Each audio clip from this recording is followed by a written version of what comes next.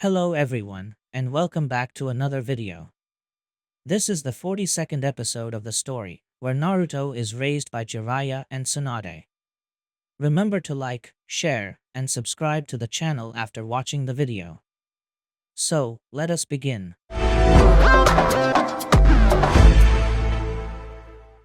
Once the battle against Orochimaru came to an end, the previous noise of the fight was replaced by a silence so intense it was almost deafening.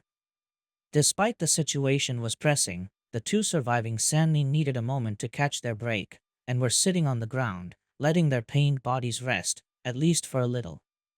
Once the tension and adrenaline keeping them going on wore off, they felt like their bodies were about to break down into dust at any moment. "Hey Jiraiya," Tsunade said. "Hey, I'm you okay?"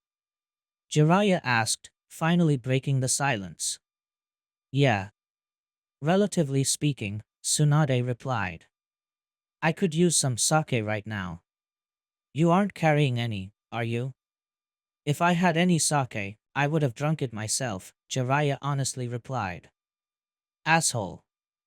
I needed way more than you," Tsunade said, before shuddering a little. "I was inside Orochimaru's mind, you know. Ugh, I'll need to take a long shower after this. Or several showers." "So you got it?" Jiraiya asked. "Rat, ox, monkey, tiger, dragon, and boar. And I doubt that, even with all his precautions, the bastard was able to protect his mind against the power of the Rinnegan." She then looked at Orochimaru's unmoving corpse. "Now, here comes the hard part." Tsunade got back on her feet and walked towards Orochimaru's corpse. She aimed her hand at him and fired several black rods at him, embedding them on random parts of his body. Tsunade then made a hand seal. "Whoa!" Jiraiya loudly yelped upon seeing Orochimaru's seemingly dead body sitting up. It was even worse when he opened his eyes, and while one of them was its usual yellow color with a slitted vertical pupil, the other was a Rinnegan. "Don't be afraid, Jiraiya, it's me, Tsunade," Orochimaru said in his original voice. "I'm using the power of the Rinnegan to remotely control Orochimaru's body." Jiraiya was breathing heavily, trying to keep the whirlwind of emotions he was feeling, none of them pleasant, under control. Tsunade began to chortle, which caused him to shoot an angry glare at his wife. "I think you made me lose 5 years of my life with that stunt," Jiraiya told her. "Oh come on, I'm sure it wasn't that bad," Tsunade said, before looking at the body she was remotely controlling. "Okay, here goes nothing. Rat, ox, monkey," as Tsunade verbally said the seals, Orochimaru's body started to making them. "And boar. Release." Lightning Desert. In the land of lightning, the 4th Division battle against the reanimated Kages continued. Gaara had alleviated them of some pressure by getting rid of the 2nd Tsuchikage early, and joined his father and other ninjas in fighting the 3rd Kazekage, while his siblings lead the fight against the 2nd Mizukage, while Darui continued the battle against his former mentor the 3rd Reikage. However, the 2nd Hokage, Tobirama Senju, didn't like to engage the same enemy or group of enemies for long. He used his extreme speed to blitz past numerous groups of allied ninjas and strike them hard and fast, giving them a very narrow window to counterattack. This time, however, he was about to meet somebody who was prepared to match him. Water Release, Water Colliding Wave. Tobirama expelled a massive amount of water from his mouth, roaring into a torrent. The giant mass of water then exploded into a massive tsunami that threatened to crush and drown a large group of allied ninjas. Many of them tried to run away, but one stayed and prepared a counter-jutsu, making hand seals as fast as his hands allowed them. Ice Release, Deep Freeze. Haku slammed his hands into the ground, sending a wave of cold chakra that covered the previously hot sand into a thin sheet of ice. And as the cold reached the gigantic wave, it too started to quickly crystallize into ice, freezing it completely only after a few seconds. But Haku's jutsu didn't end there. The last member of the Yuki clan made more hand seals before clapping his hands together, making the giant iceberg to shatter into hundreds of sharp ice shards that gleamed with the sun. Ice Release, 100,000 Killing Ice Needles. The sharp ice shards remained frozen mid-air for a second, before they faced towards Tobirama, and launched themselves at him. Impressive, Tobirama said in a monotonous tone that doesn't make him look particularly impressed. The second Hokage started to move from one side to another at an almost imperceptible speed, dodging the ice shards as they stabbed themselves into the sand, while deflecting those he couldn't with his katana. Haku cringed upon seeing that a jutsu of such scale was barely slowing down the terrifying Senju and took a couple steps backwards as he got closer. Several adult ninja, Kurenai among them, quickly landed around him in order to protect him from the inevitable counterattack from the second Hokage. Huh? Tobirama grunted in confusion. Then, much to Haku's shock, but mostly joy, several of the last remaining ice shards found their mark and embedded themselves into the second Hokage's body, who tripped and fell to the ground face first. Well done, Haku. Kurenai praised, as she started to make hand seals herself. Now, attack at once before he can recover. The surprises didn't end there, because just as the allied ninjas prepared to attack, Tobirama's body started to glow with a white light, causing many of them to flinch or to take defensive stances, bracing for whatever the fearsome Hokage was about to unleash on them. That won't be necessary, Tobirama said, as he slowly pushed himself back to his feet. The battle is already over. Kurenai-sensei, look! Yakumo called the raven-haired woman, pointing in another direction. The third Raikage had also stopped fighting with the group led by Darui, and was also glowing with the same white light. So were the third Kazekage and second Tsuchikage. Contrary to my expectations, it seems that somebody was able to force that madman to undo the jutsu, Tobirama said, as his body started to slowly crack and break apart. Please send my thanks to whoever did such a magnificent feat, Kurenai smiled. We will, Hokage-sama. With this, the war is almost over, Haku said, full of hope. Across the lands of fire and lightning, all divisions of the ninja allied forces were fighting against what was left of Akatsuki, which wasn't something to scoff at. Even if they had lost the Tonari's moon puppets, the Zetsu and the remaining reanimation still proved to be challenging foes. That's it, until all the reanimations suddenly stopped fighting, and their bodies began to glow with a golden light.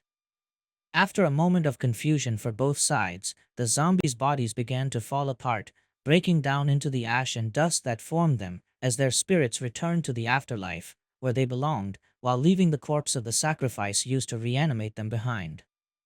Akatsuki had lost the strongest part of their army, leaving nothing but Zetsu to fight against the allied ninjas. Shit, this doesn't look good, a white Zetsu clone said, gulping loudly. Ninja Alliance HQ, Tsuchikage-sama, news from every battlefield. Santa Yamanaka informed.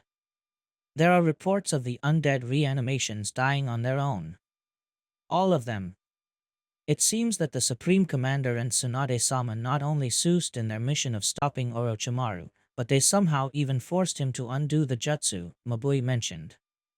If I'm being honest, I wasn't so sure they'd be able to do it. That's the Sannin for you, Chiyo added, a little bitter, but mostly happy. This was a huge victory for the Alliance after all. Tell every commander to move their division towards the Jinchuriki's position. Anoki said. I don't care about their state. No time to rest. This is the last battle of the war, and the one which will decide it. Madara Uchiha's secret lair, are you sure you're ready to go, boss? Zetsu asked. As expected, Madara had made a very quick recovery. Thanks to the regenerative properties of Hashirama's DNA helped by the special bomb, his body had regrown all missing limbs and organs, and the former Uchiha clan head had finally recovered his energy. Madara was now putting on a set of armor before once again diving into battle. Given that his old armor had been destroyed, Madara was now wearing the armor his Zetsu had crafted for him during the years he spent inside the cocoon. It was black in color instead of red, with the Uchiha emblem emblazoned on the chest and on the back. While the previous armor was rather clunky, this was more form-fitting, restricting the user's movement much less. Once his armor was ready, Madara then grabbed his trusty gunbai. Yes. I feel completely recovered, was Madara's reply. If Obito is engaging the remaining Jinchuriki, then I must be part of that battle. Take me to that place as you wish, boss. Zetsu then walked towards Madara and grabbed his shoulder. The two of them began to sink into the ground until they disappeared completely. Sight of the final battle as the statue screamed and trashed in place, waves of power were released in every direction. Their sheer magnitude not only raised chunks of rock from the ground, but it seemed to distort the laws of physics themselves, leaving those rocks floating around it as if gravity didn't have an effect on them. In fact, the three Jinchuriki could feel their bodies were lighter than usual. Okay, this is bad. Very, very bad, Yuki began. While he was keeping his usual deadpan tone, they could hear the panic seeping through his voice. Astronomically bad. Catastrophically bad. Killer Bee's rhymes grade bad. Hey! Killer Bee protested. That bad? Fu asked. Papa always said that the 10 tails coming back to life would mean the end of the world as we know it, Chomei began to explain. It's a being of untold power that can easily drive humanity to extinction. Despite his immense wisdom, not even our father knew where it came from, Kurama added. And only somebody of his power was able to curb its rampage. That Obito is one crafty asshole, Son Goku said. We believed that as long as one of our siblings would remain uncaptured, that aberration couldn't be released. But the bastard found a way, at the very least. He won't be able to summon the 9 tails by surprise, Yujito mentioned, remembering the battle that led to her capture. Since it must be inside the statue. Still, that monster is lacking some of us, so even if it revives, it shouldn't be at its full power, Kokuo chimed in. Well, they can still destroy the statue before it fully transforms, right? Han asked. That's a good idea, Naruto agreed, before smiling confidently. Thankfully, Obito alone shouldn't be a match for all of us. Especially with my new power. So, here's the plan. Since I have experience fighting against Rinnegan bearers, I keep Obito distracted, and you guys destroy the statue. Got it? Understood, Naruto. Fu agreed, as she began to transform into Chomei once again. Leave that to us, there won't be any trouble. We shall reduce that ugly statue to rubble. Killer Bee said, transforming as well. Now time to test my new power. Naruto said, as he motioned his hand towards Obito. Sand coffin. What? Obito asked. Suddenly, a torrent of sand poured from seemingly out of nowhere, and started to converge around Obito.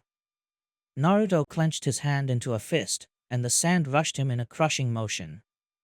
Obito, however, used Kamui to turn intangible in order to calmly walk out of the otherwise lethal attack.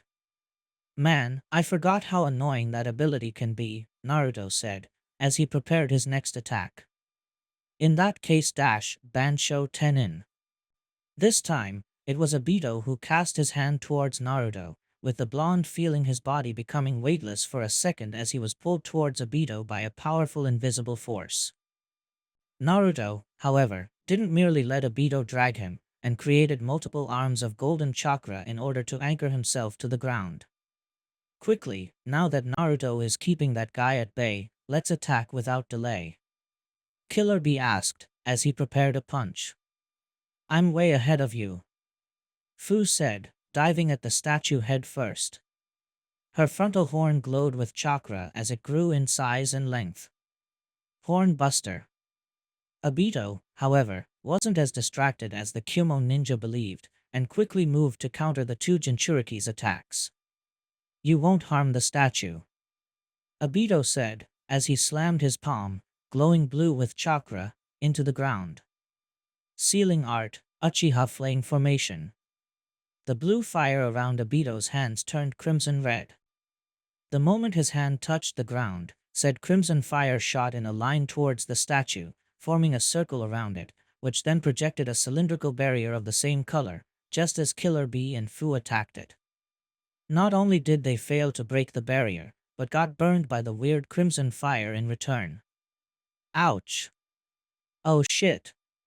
Hot, hot, hot. A little barrier won't be able to stop me, Naruto said, and with a wave of his hand, he directed all his truth-seeking balls towards the statue. The 10 tails won't come back to life. Obito, however, appeared in the middle of the path of the truth-seeking balls, and used his Sharingan to open a spiraling vortex towards the Kamui dimension. Naruto cringed upon seeing all the truth-seeking balls being sucked in, as he failed to recall them. There. Those annoying balls won't help you anymore, Obito said. Damn, I can't believe I let him take away my truth-seeking balls like that, the blonde grumbled under his teeth, as he balled his hands into a fist. As long as they're in that weird dimension, I can't recall them. What's the problem, Naruto? Can't you create more? Utakata asked. I do remember your girlfriend being able to create them out of nowhere. It's a bit complicated. I can only create new balls when the old ones have been destroyed. I'm still linked to them, even if I can't control them, Naruto explained.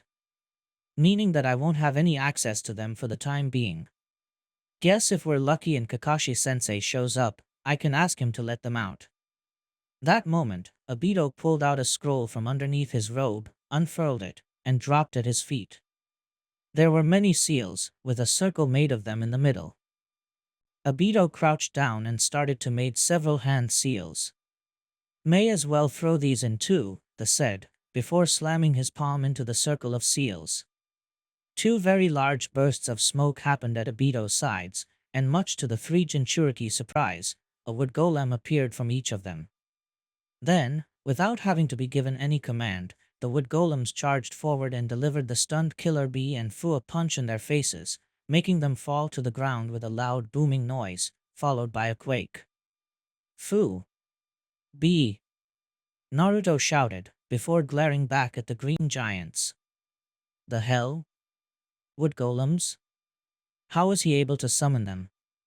Turns out, after losing the use of Susanoo, once Madara gained would release through assimilating the cells from the piece of Hashirama's flesh he had bitten out of the man, Madara planned to create an army of wood golems to carry out his plan of an unified world. Unfortunately, despite their immense power, the lifespan of a wood golem was of a few days, and after that they'd break down and die.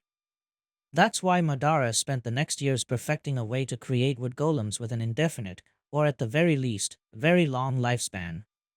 Unfortunately, it took Madara many decades to achieve such goal, and by the time he accomplished it, he had aged considerably, and thus he lacked the chakra and stamina to carry out his original plan, being only able to produce 3 golems, before the effort of creating the third one nearly killed him. Shortly after that, he awakened the Rinnegan, and he decided to experiment with this new power and abandoned his previous project.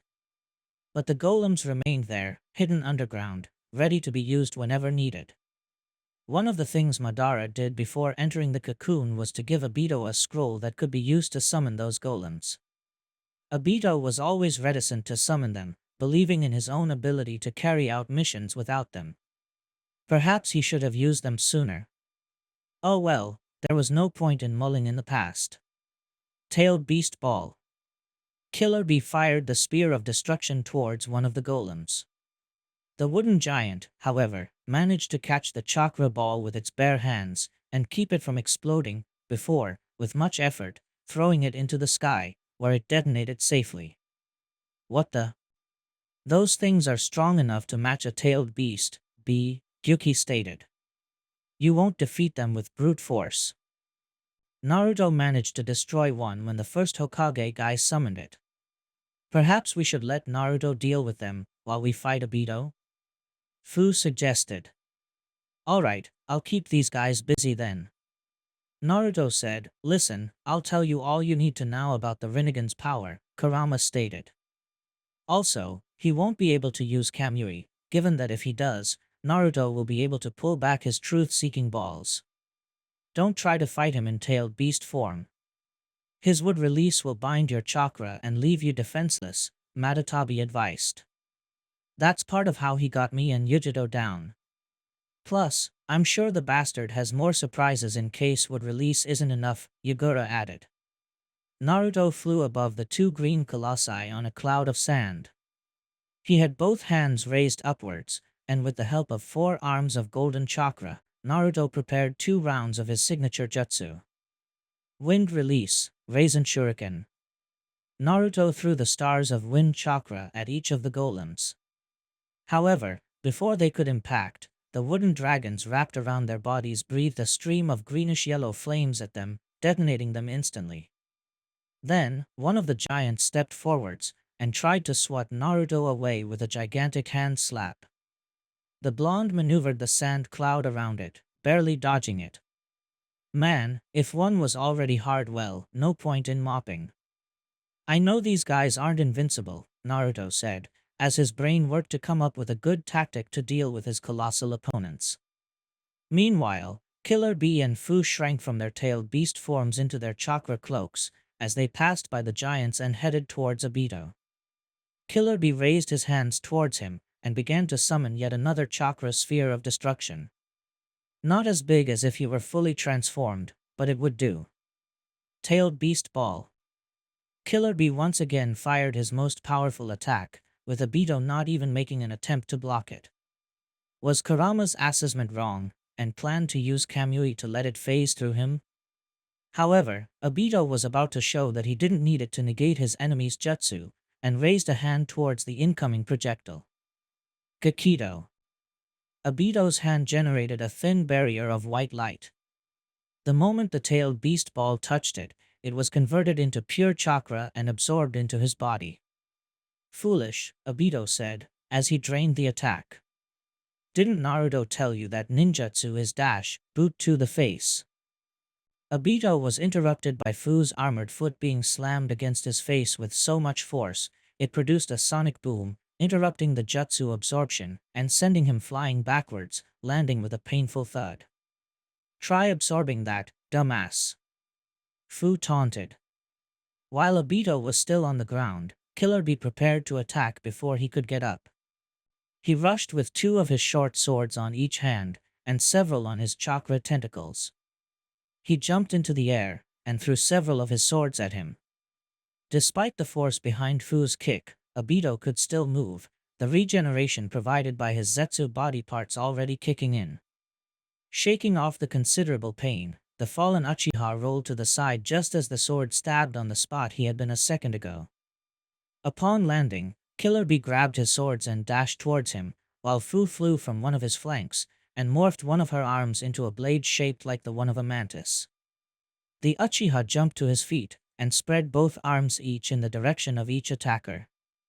Shinra Tensei. Killer Bee and Fu lost all momentum to their attacks and were violently pushed backwards, letting out yelps of surprise, with Bee losing some of his swords in the process. Don't underestimate the power of the Rinnegan.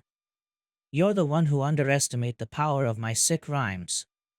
Killer Bee said, as he made a mid-air backflip, landing on his feet before barreling towards Obito once again. He started to channel lightning chakra through the swords he still had. And now it's time for you to pay for all your crimes. Knowing through Kurama that he had a window of opportunity of 5 seconds before he could use any gravity-related attack again, Killer Bee jumped into the air and curled into a ball, his electrified sword sticking out of his body. Lightning Release, Lightning Spike Roll. While Obito dodged Killer Bee's initial attack, the Jinchuriki didn't let up, and continue his attack with his electrified swords, delivering quick and wild swings, moving from one side to another, flipping and spinning, eventually landing a few cuts on the Uchiha.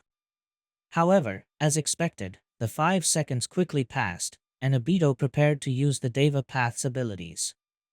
Shinra 10-. Before Obito could cast the jutsu, Killer Bee vanished all of a sudden, and was replaced by Fu, ready to deliver a powerful punch to his face.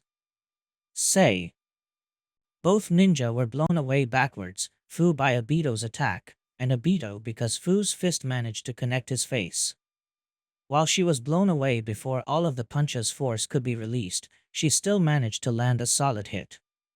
Fu. Killer Bee called. Fu made the force pushing backwards work for her by deploying her wings and, using her ongoing momentum, fly upwards and do a U-turn. Don't worry, I'm fine, she said. You won't be fine after this, Obito said, as he started to make hand seals.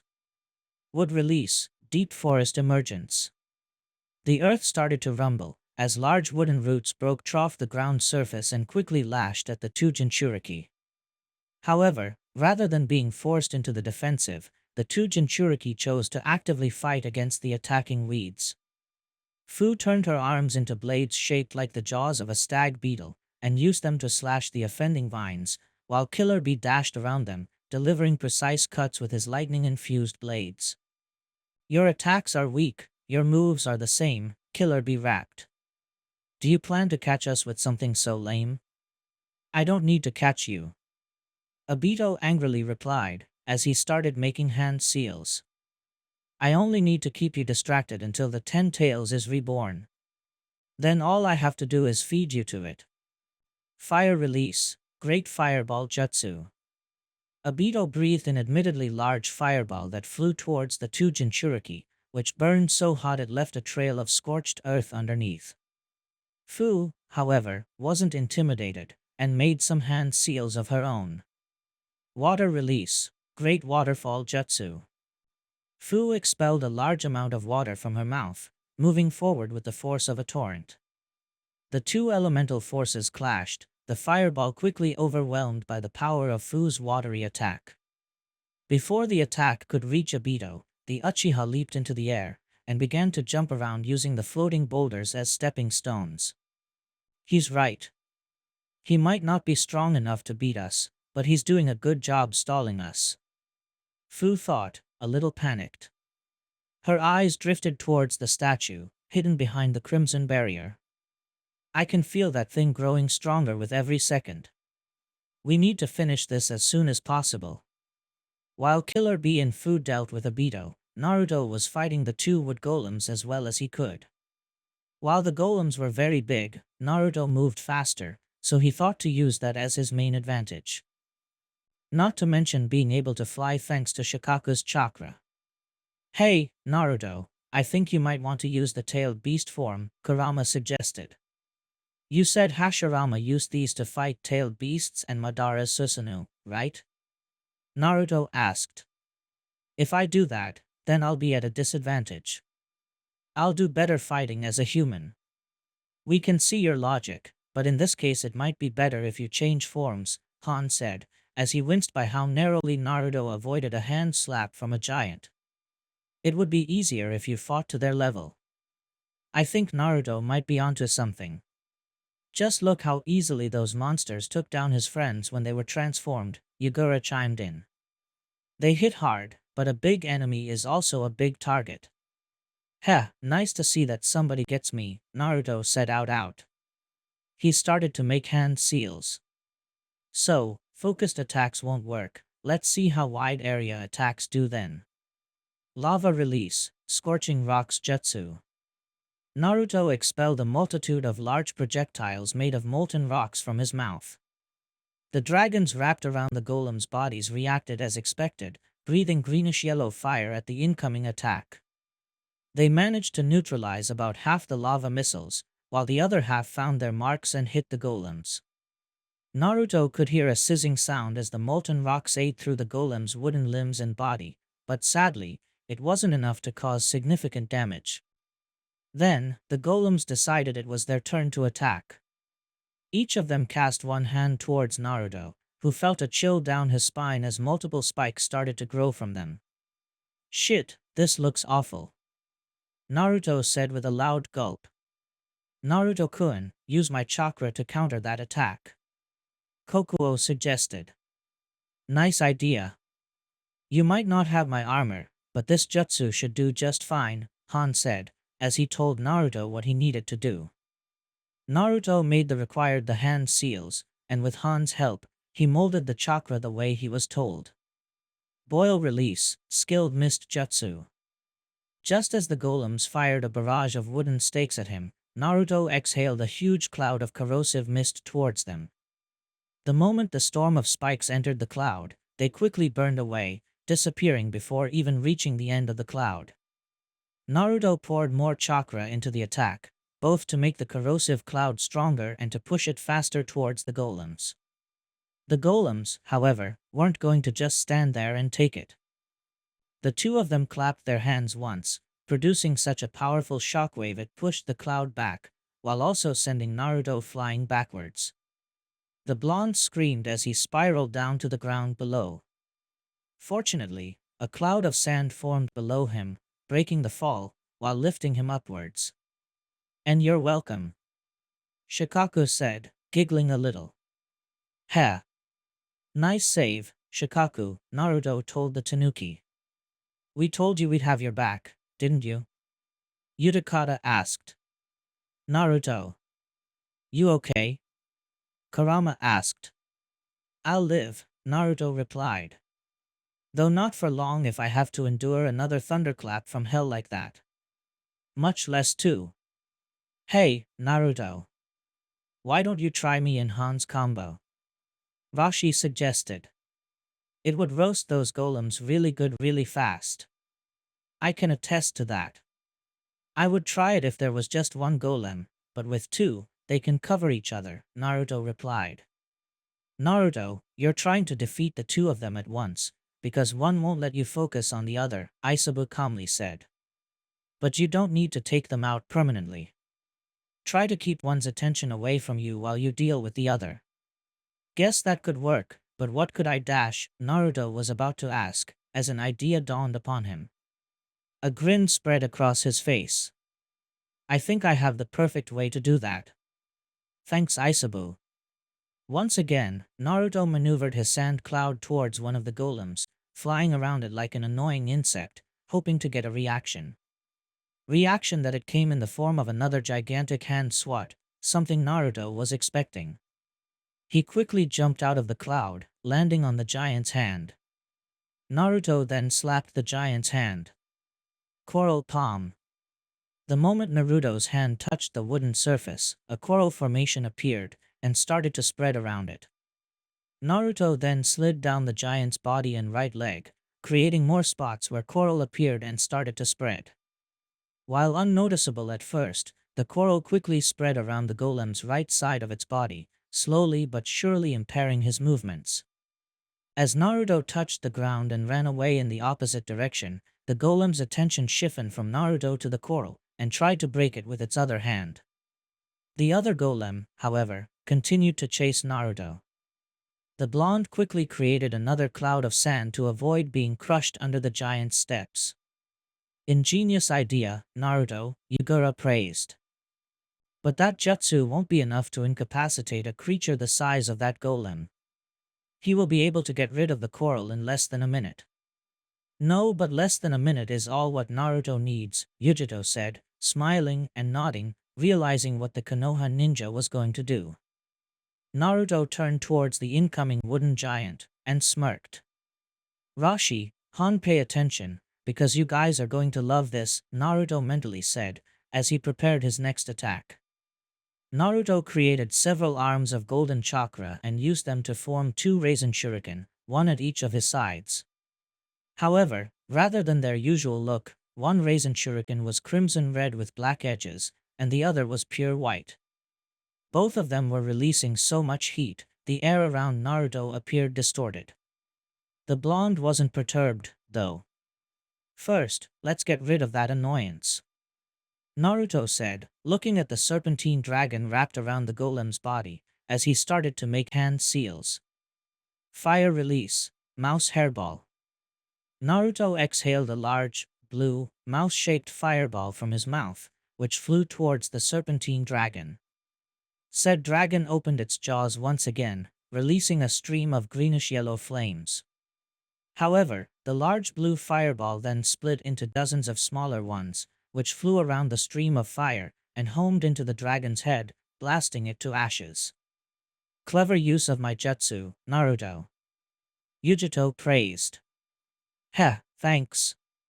Now to finish this big guy for good," Naruto mentally replied. Lava release, spiraling eruption. Boil release, spiraling geyser. Naruto launched the dual attack, one shuriken of chakra flying in an arc in the opposite direction of the other, before the two of them crashed against the golem from different sides. The attacks exploded into a dome of spiraling magma and a dome of spiraling burning, corrosive mist, which merged into a single dome of infernal heat. The golem was burned to nothingness by the sheer power of Naruto's combination attack, while carving a large crater when it once stood. Rashi let out a whittle. Wow, that was amazing. Something worthy enough to be written in a book. Rashi praised. An admirable rework of our combo, Han said. Unfortunately, Naruto-kun can't celebrate just yet, Kokuo said. Indeed, Naruto could see that the golem was stomping towards him. The other golem broke free of the quarrel, and it's getting ready to attack again. One golem won't be a problem for him, Kurama said, smirking confidently. Say, Naruto, are you going to use the same jutsu you did the last time? Not exactly the same. You'll see, Naruto said, as he started to prepare a tailed beast ball. However, rather than shooting it, Naruto pulled out his wind blade and channeled the tailed beast ball through it. The sword projected a gigantic blade made of the chakra that formed the tailed beast's ultimate attack. Disappear already, you overgrown pile weeds. Tailed beast blade. Like he had done during the fight with Hashirama, Naruto brought down his blade in a vertical downward slash, cutting the golem in two as if it was made of soft butter. However, it didn't end there. Upon cutting it, the blade of tailed beast chakra exploded in a gigantic, fiery blast, engulfing the golem and reducing it to ashes as it happened with its brother. When the explosion receded, there was nothing left of the giant creature, and a large crater had been opened when it once stood. And both of them down for the count. Naruto said, pumping his fist as a sign of victory. He could sense Killer Bee and Fu still fighting against Obito. Alright, better hurry and help them finish that asshole off for good. While Killer Bee and Fu continued their duel against Obito, the three of them saw and heard the explosion that heralded Naruto's victory over the wood golems. Huh. Look at that. Looks like your little wooden dolls were no match for Naruto. Fu laughed, before suddenly growing concerned, as if she realized she said something stupid. I mean, I said little in a pejorative way, not in a literal way. I know they aren't little at all. You know a word as big as a pejorative, yet you care about us not understanding basic sarcasm, Gyuki pointed out, as a drop of sweat slid through his head. Yep, definitely not just be, hey guys, sorry to keep you waiting. Naruto said, as the cloud of sand slowly dispelled once the blonde touched the ground. Those overgrown bushes were pretty tough, but nothing I couldn't deal with the help of some of the new friends I made, Naruto boasted good-naturedly, before his eyes were fixed on Obito. Alright, now I'll keep Obito busy. See if you guys can bypass that barrier. Try to bombard it with dash, hey boss, we're here. Sorry for being late. Naruto, however, was interrupted when something rose from the ground beneath Obito. The blonde recognized Zetsu, the seldom-seen Akatsuki from which those clones were produced from. Next to him was a long-haired man clad in black armor that neither Naruto nor Killer Bee or Fu had seen in their lives. Still, they couldn't help but flinch when they sensed the sheer power the man was radiating, or when they noticed that his eyes were Rinnegan. Then again, there was somebody who did remember. It's him. Kurama said, trembling with anger. Madara. Whoa, it's that Madara. Naruto asked out loud, much to Killer Bee and Fu's surprise, who were now looking at the newcomer with other eyes. Madara couldn't help but smirk a little. Oh. Do you know me? Did we? No, wait, it isn't you. It's that fox. It still remembers me, doesn't it? Naruto could feel Kurama's anger burning so fiercely, it felt like there was a small sun inside him. He worried if Kurama might explode at the presence of the man he hated the most. Took you long enough, an unamused Obito said, as he glared at his mentor. Had you come earlier instead of fooling around, we would have won already. Do not fret, Obito. That was an insignificant setback. As you can see, I'm back and ready to show. Madara trailed off as he turned around and saw the crimson chakra barrier that was hitting the transforming statue behind it. Did you start the Ten Tails transformation without capturing the remaining Jinchuriki first? I was left with no other choice, Obito rebutted. If you had been here earlier, we could have done this properly. Madara let out a sigh of resignation. Guess it can't be helped right now. Let's subdue them while the Ten Tails revives, then we'll continue with the plan. He then took a look at Naruto. Given that you're the Jinchuriki of the Nine Tails, you must be of Uzumaki descent, am I right? Yeah. Naruto Uzumaki's the name, Naruto said. Burn that name into your mind, because it's the name of the ninja that's going to kick your ass back into retirement. Look at that. A small ninja with big bravado and even bigger mouth. Breaking you will be fun, Madara said, before his Rinnegan rested on Killer Bee. A Kumo ninja, you must be the Jinchuriki of the Eight Tails, and Madara finally looked at Fu, and his expression was that of mild disgust. A Takigakure Kunoichi. I hated that Hashirama foolishly gave the tailed beasts to other villages, but the fact that he decided to give one to such a disgraceful village like yours nearly drove me insane. Disgraceful. Fu repeated, before her expression morphed into a scowl of anger. She punched her palm menacingly. Sorry Naruto, but I'm going to be the one to pound him into the ground. Ah, more bravado, isn't youth something so precious? Madara said condescendingly. Naruto, while I want nothing more than seeing you beating the living daylights out of this asshole, Madara is an extremely powerful ninja, Kurama advised.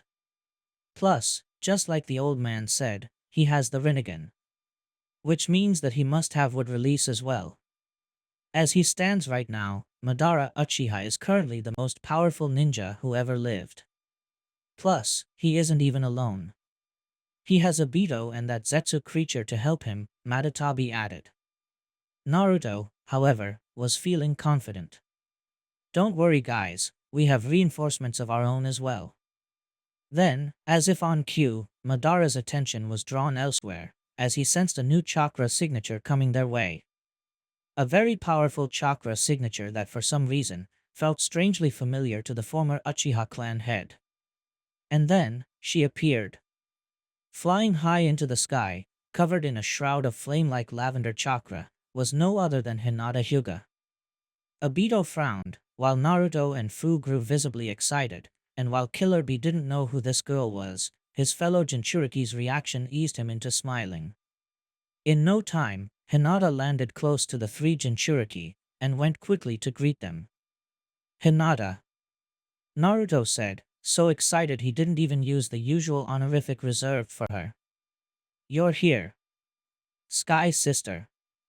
Fu cheered as well. It's so great to see you. Hello, Naruto-kun. Fu-san, Hinata greeted. I'm glad to see that I didn't arrive too late.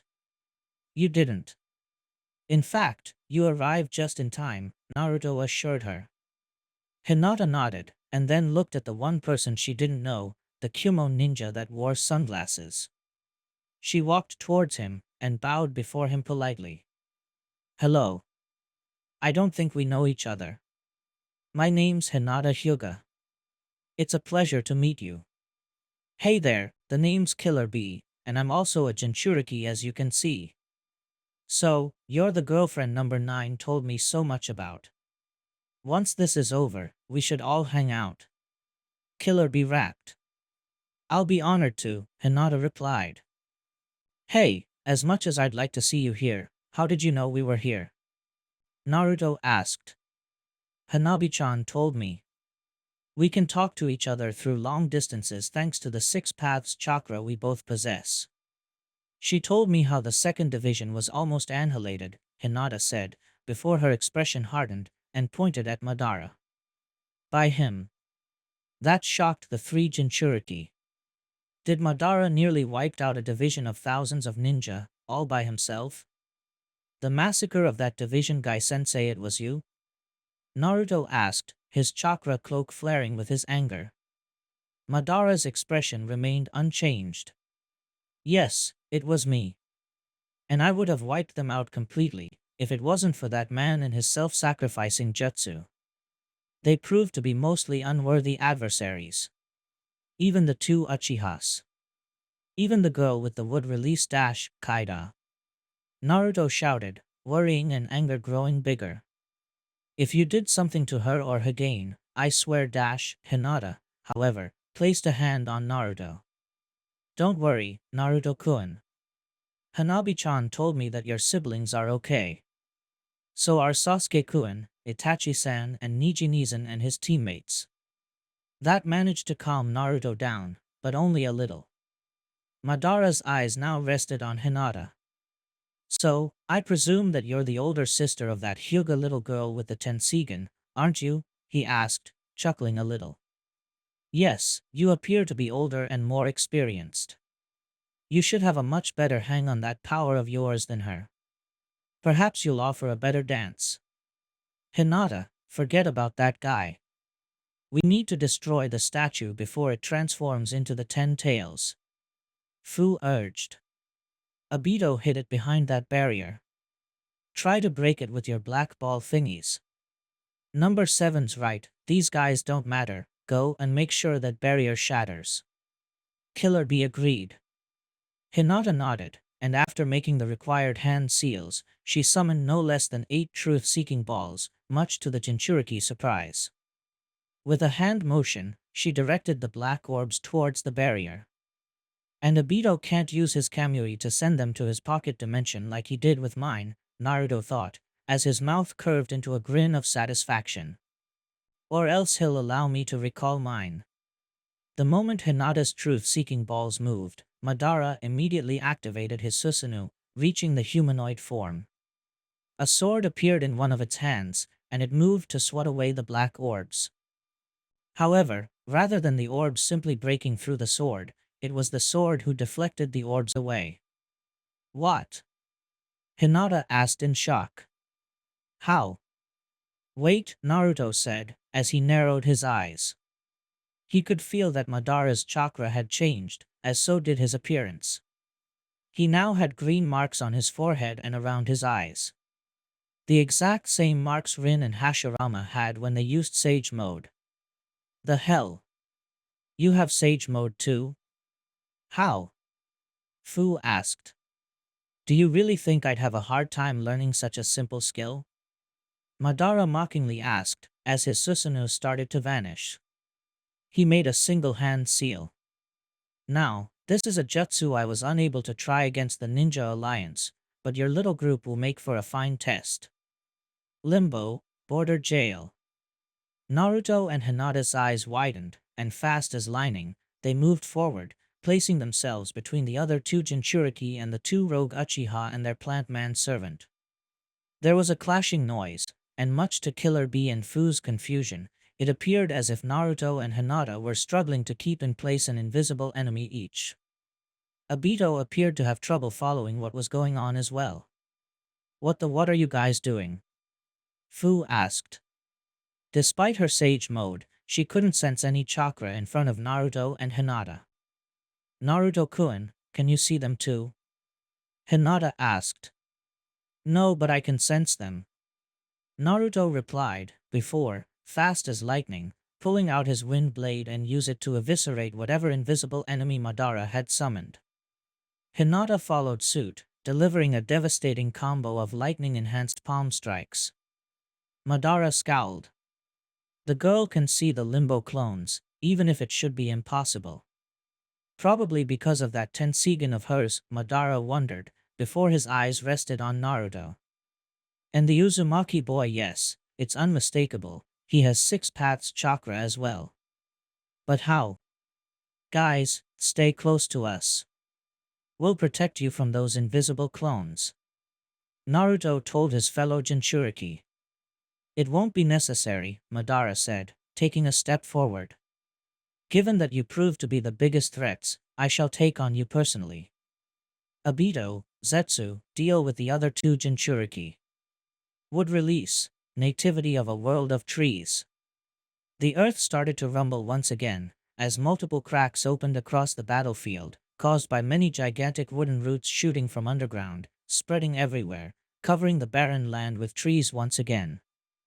Fu and Hinata flew into the air to avoid Madara's attack, while Naruto and Killer Bee jumped from one side to another as the roots lunged at them. Let's dance. Fast as lightning, Madara leaped towards Naruto and assaulted the blonde with a flurry of strong, fast-paced punches. Naruto was able to block most of them, even if he needed to create additional arms to do so. A purple flash alerted Madara of Hinata's presence, who in turn attacked Madara with several lightning-enhanced gentle fist strikes, releasing purple bolts of lightning with each strike, forcing the Uchiha back. Naruto took the initiative once again, this time attacking with his trusty wind blade. Madara generated a black chakra rod from each of his hands, and used them as improvised weapons in order to parry Naruto's blows, as well as to throw counterattacks on his own. As they traded blows, Madara was able to knock the wind blade out of Naruto's hands, and deliver a powerful kick to the chest that sent the blonde flying. Madara started to make one-handed seals while he reached for his gunbai. Fire release, Great Fire Hurricane. Madara swung his gunbai while simultaneously breathing fire into the swing. The wind and fire attacks merged into a massive tornado of flames that threatened to engulf the blonde. Naruto, however, raised a hand, and with the help of 2 additional chakra arms, began to form a Raisin Shuriken, except he imbued it with water chakra instead of wind chakra as he usually did. Water release, Spiraling Torrent. Naruto threw a gigantic spinning water shuriken at the incoming tornado of flames. Upon crashing, Naruto's attack exploded into a spinning dome of raging water, powerful enough to stop, and finally put out Madara's blazing attack. The water hissed as it was turned into steam by the intense heat of the fire, producing a large cloud that spread it around the battlefield. Hinata took advantage of the situation, and once again dived at Madara from the air, her palms crackling with electricity. Lightning release, Double Thunder Palm. Unfortunately for the Hyuga, Madara saw the attack and used his gunbai to block the attack. The moment Hinata's hand slammed into the war fan, it began to glow with a white light. Madara smirked at her. Uchiha Return. The absorbed energy of Hinata's attack was reflected back at her, and the young Hyuga clan head was sent flying backwards, painfully bouncing on her back a couple times on the ground. Hinata! Naruto cried, before glaring at Madara. He started to make hand seals as fast as he could. You won't be able to toss this back at me. Fire release, Mouse Hairball. Naruto breathed a massive sphere of blue fire that flew towards the former Uchiha clan head. Madara dropped one of the chakra rods, and held a hand towards the incoming projectile. Fool. Perhaps not, but did you forget that I can absorb any ninjutsu? Madara said, as a smirk spread across his face. Gekido. Madara's hands projected a barrier of white light that extended in front of him. However, before the blue fireball could crash into the barrier, it split into dozens of smaller fireballs that arched around him, avoiding the barrier, before they crashed on Madara's back, which was engulfed by the resulting chain of explosions. Nice hit, Naruto. Yujito praised. You're getting the hang of mine and Matatabi's powers. Fighting off the pain of the unexpected attack, Madara flexed his chakra in order to blow the cloud of smoke that formed around him away, only to see Hinata in front of him, which quickly delivered a palm strike to his abdomen, knocking the air out of him and forcing him to bend over, before delivering yet another strike to his lower jaw, sending him flying backwards. Naruto-kun. Hinata called him, while tossing him back his lost weapon. Thanks, Haim. Naruto said, as he caught the hilt of the sword, which projected a blade of wind chakra as soon as he touched it. Keep attacking. Don't let him not even a second to breath. Yes. Hinata agreed. Jumping back to his feet, Madara spread his arms open just as Naruto and Hinata converged on him from opposite directions, ready to strike him down. Shinra Tensei. The air shimmered for a fraction of a second, before the 2 Konoha ninjas were blasted away by a powerful, invisible force in opposite directions. Not wasting any second, Madara leaped towards Naruto, ready to continue the beating while he was down. However, even before he could get back to his feet, a giant golden claw shot from Naruto's body towards Madara, trapping the Uchiha within its strong grip. Madara, however, immediately broke out of the hold by manifesting his Susanoo, first the ribcage, then the body, arms, and head, forming the upper half of his humanoid form. He brought down a massive blue hand to crush down the Jinchuriki, but he managed to dodge it with a few well-timed backflips.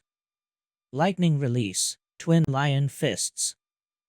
Hinata rocketed at Madara from behind, her hands covered in an aura shaped like the head of a lion, with electricity crackling around it.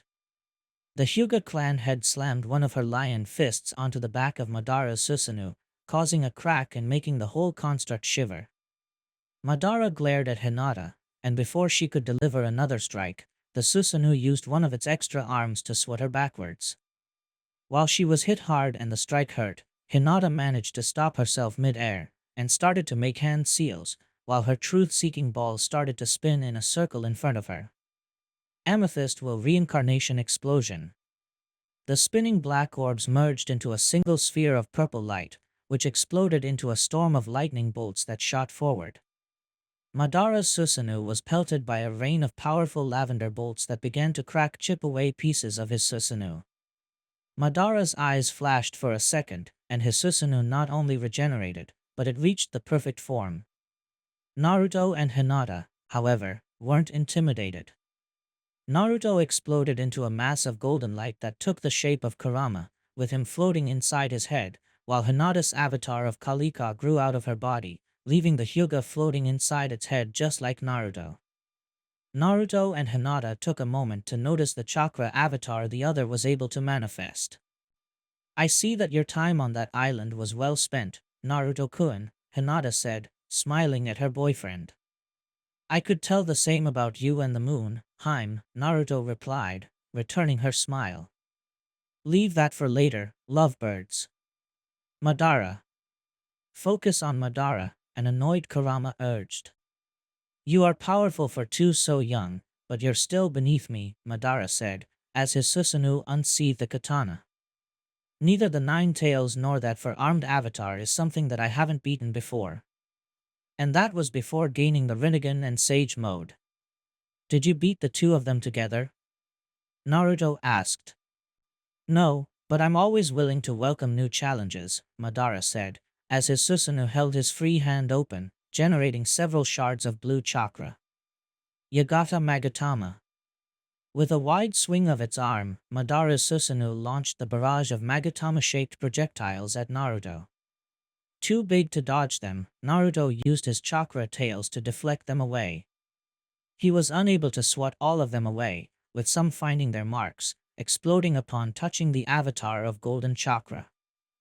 "You're mine, Nine Tails," Madara said, smirking in triumph as he started to make hand seals from within his Susanoo. Wood release, Wood Dragon Jutsu. A serpentine wooden dragon burst from the spot in front of Madara, which lunged towards the Kurama chakra construct and quickly wrapped around it, immobilizing it and binding its chakra. The construct tried to bite the dragon, but its bite simply lacked strength to make any dent on the wood. Then, the katana on the Susanoo's hand started to glow with a bright white light. "Like I said before, you can't use the power of the Nine Tails to harm me, its true master," Madara boasted, as his Susanoo charged forward, ready to strike him down. "Naruto-kun!" Hinata cried, as she moved her avatar of Kalika to intercept Madara.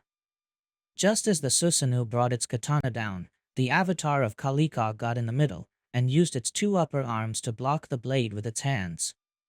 The energy behind the swing was still released in the form of a circular shockwave that slashed and shattered some of the trees Madara had summoned earlier, but Hinata's chakra construct managed to resist. The avatar's lower hand started to crackle with electricity, and before Madara could counterattack, the avatar slammed both hands into the Susanoo's chest, making it tumble backwards, dropping the katana in the process. Forgetting about Madara for the time being, Hinata turned around, and making use of the avatar's many hands, she managed to get the wooden dragon away from the Nine Tails-shaped construct, and tossed it away. You okay, Naruto-kun? Hinata asked. Yeah, Naruto said. Heh, guess this is why I was told not to use the tailed beast from when fighting against a wood release user. We can still avoid that if we work together, Hinata said, as she eyed Madara, whose Susanoo was getting back to its feet. If I'm near you at all times, I can destroy any wooden roots created by Madara before they wrap around you and bind your chakra. Another pulse of chakra from the statue behind the barrier shook the land. They were running out of time. They had to defeat Madara as soon as possible. Hey, I have an idea, Naruto said, as he punched his open palm. Hinata, ride me. The Hyuga was taken aback by Naruto's request, as her face began to redden. Naruto-kun. This is not the time to dash, have your avatar ride Kurama as if it was steed. Naruto clarified, much to the Hyuga's relief. That way, the two of them can fight as one. That might not be a bad idea after all. Alright, let's do it, Hinata said, as she moved her avatar to ride Kurama. Once she was sit on the golden fox, two of its tails wrapped around the purple chakra construct in order to keep it in place. I'm ready. Me too, Naruto said, as he got up. Let's go. Like a knight riding a horse, Hinata's avatar of Kalika charged forward while riding on Kurama's golden avatar. Madara, whose Susanoo was already back on its feet, looked at the combo with a smile of amusement. What do you plan to achieve doing that? Madara asked, as he started to weave more hand seals. Would release, nativity of a world of trees. The ground started to shake as more trees started to emerge from the ground, moving towards Naruto, trying to wrap around it like the wooden dragon had done so before. However, Madara wasn't the only one making hand seals, Hinata doing the same as well. 6 paths, lightning release thunderbolt. The avatar of Kalika's hand started to crackle with electricity, and shot multiple lightning bolts from its fingertips towards the incoming trees, blasting them into splinters and burned leaves. More and more trees kept coming, but Hinata continued to burn them to a crisp, firing lightning bolts from 4 different directions, keeping the Kurama avatar safe. Good work, Hinata. Keep it like that, Naruto said. We're getting close to him. Get ready to strike. Yes, Hinata said. Naruto slammed the Kurama chakra construct into Madara's Susanoo with all his might, pushing it backwards, but not with enough force to make it topple down again. Fortunately, there was more to his tactic than a mere tackle. Using the tails wrapped around the avatar of Kalika, he threw it into the air towards the blue Susanoo. Hinata, now. Hinata didn't have to be told anything else. While the avatar was mid-air, she made it raise its legs in order to drop-kick Madara.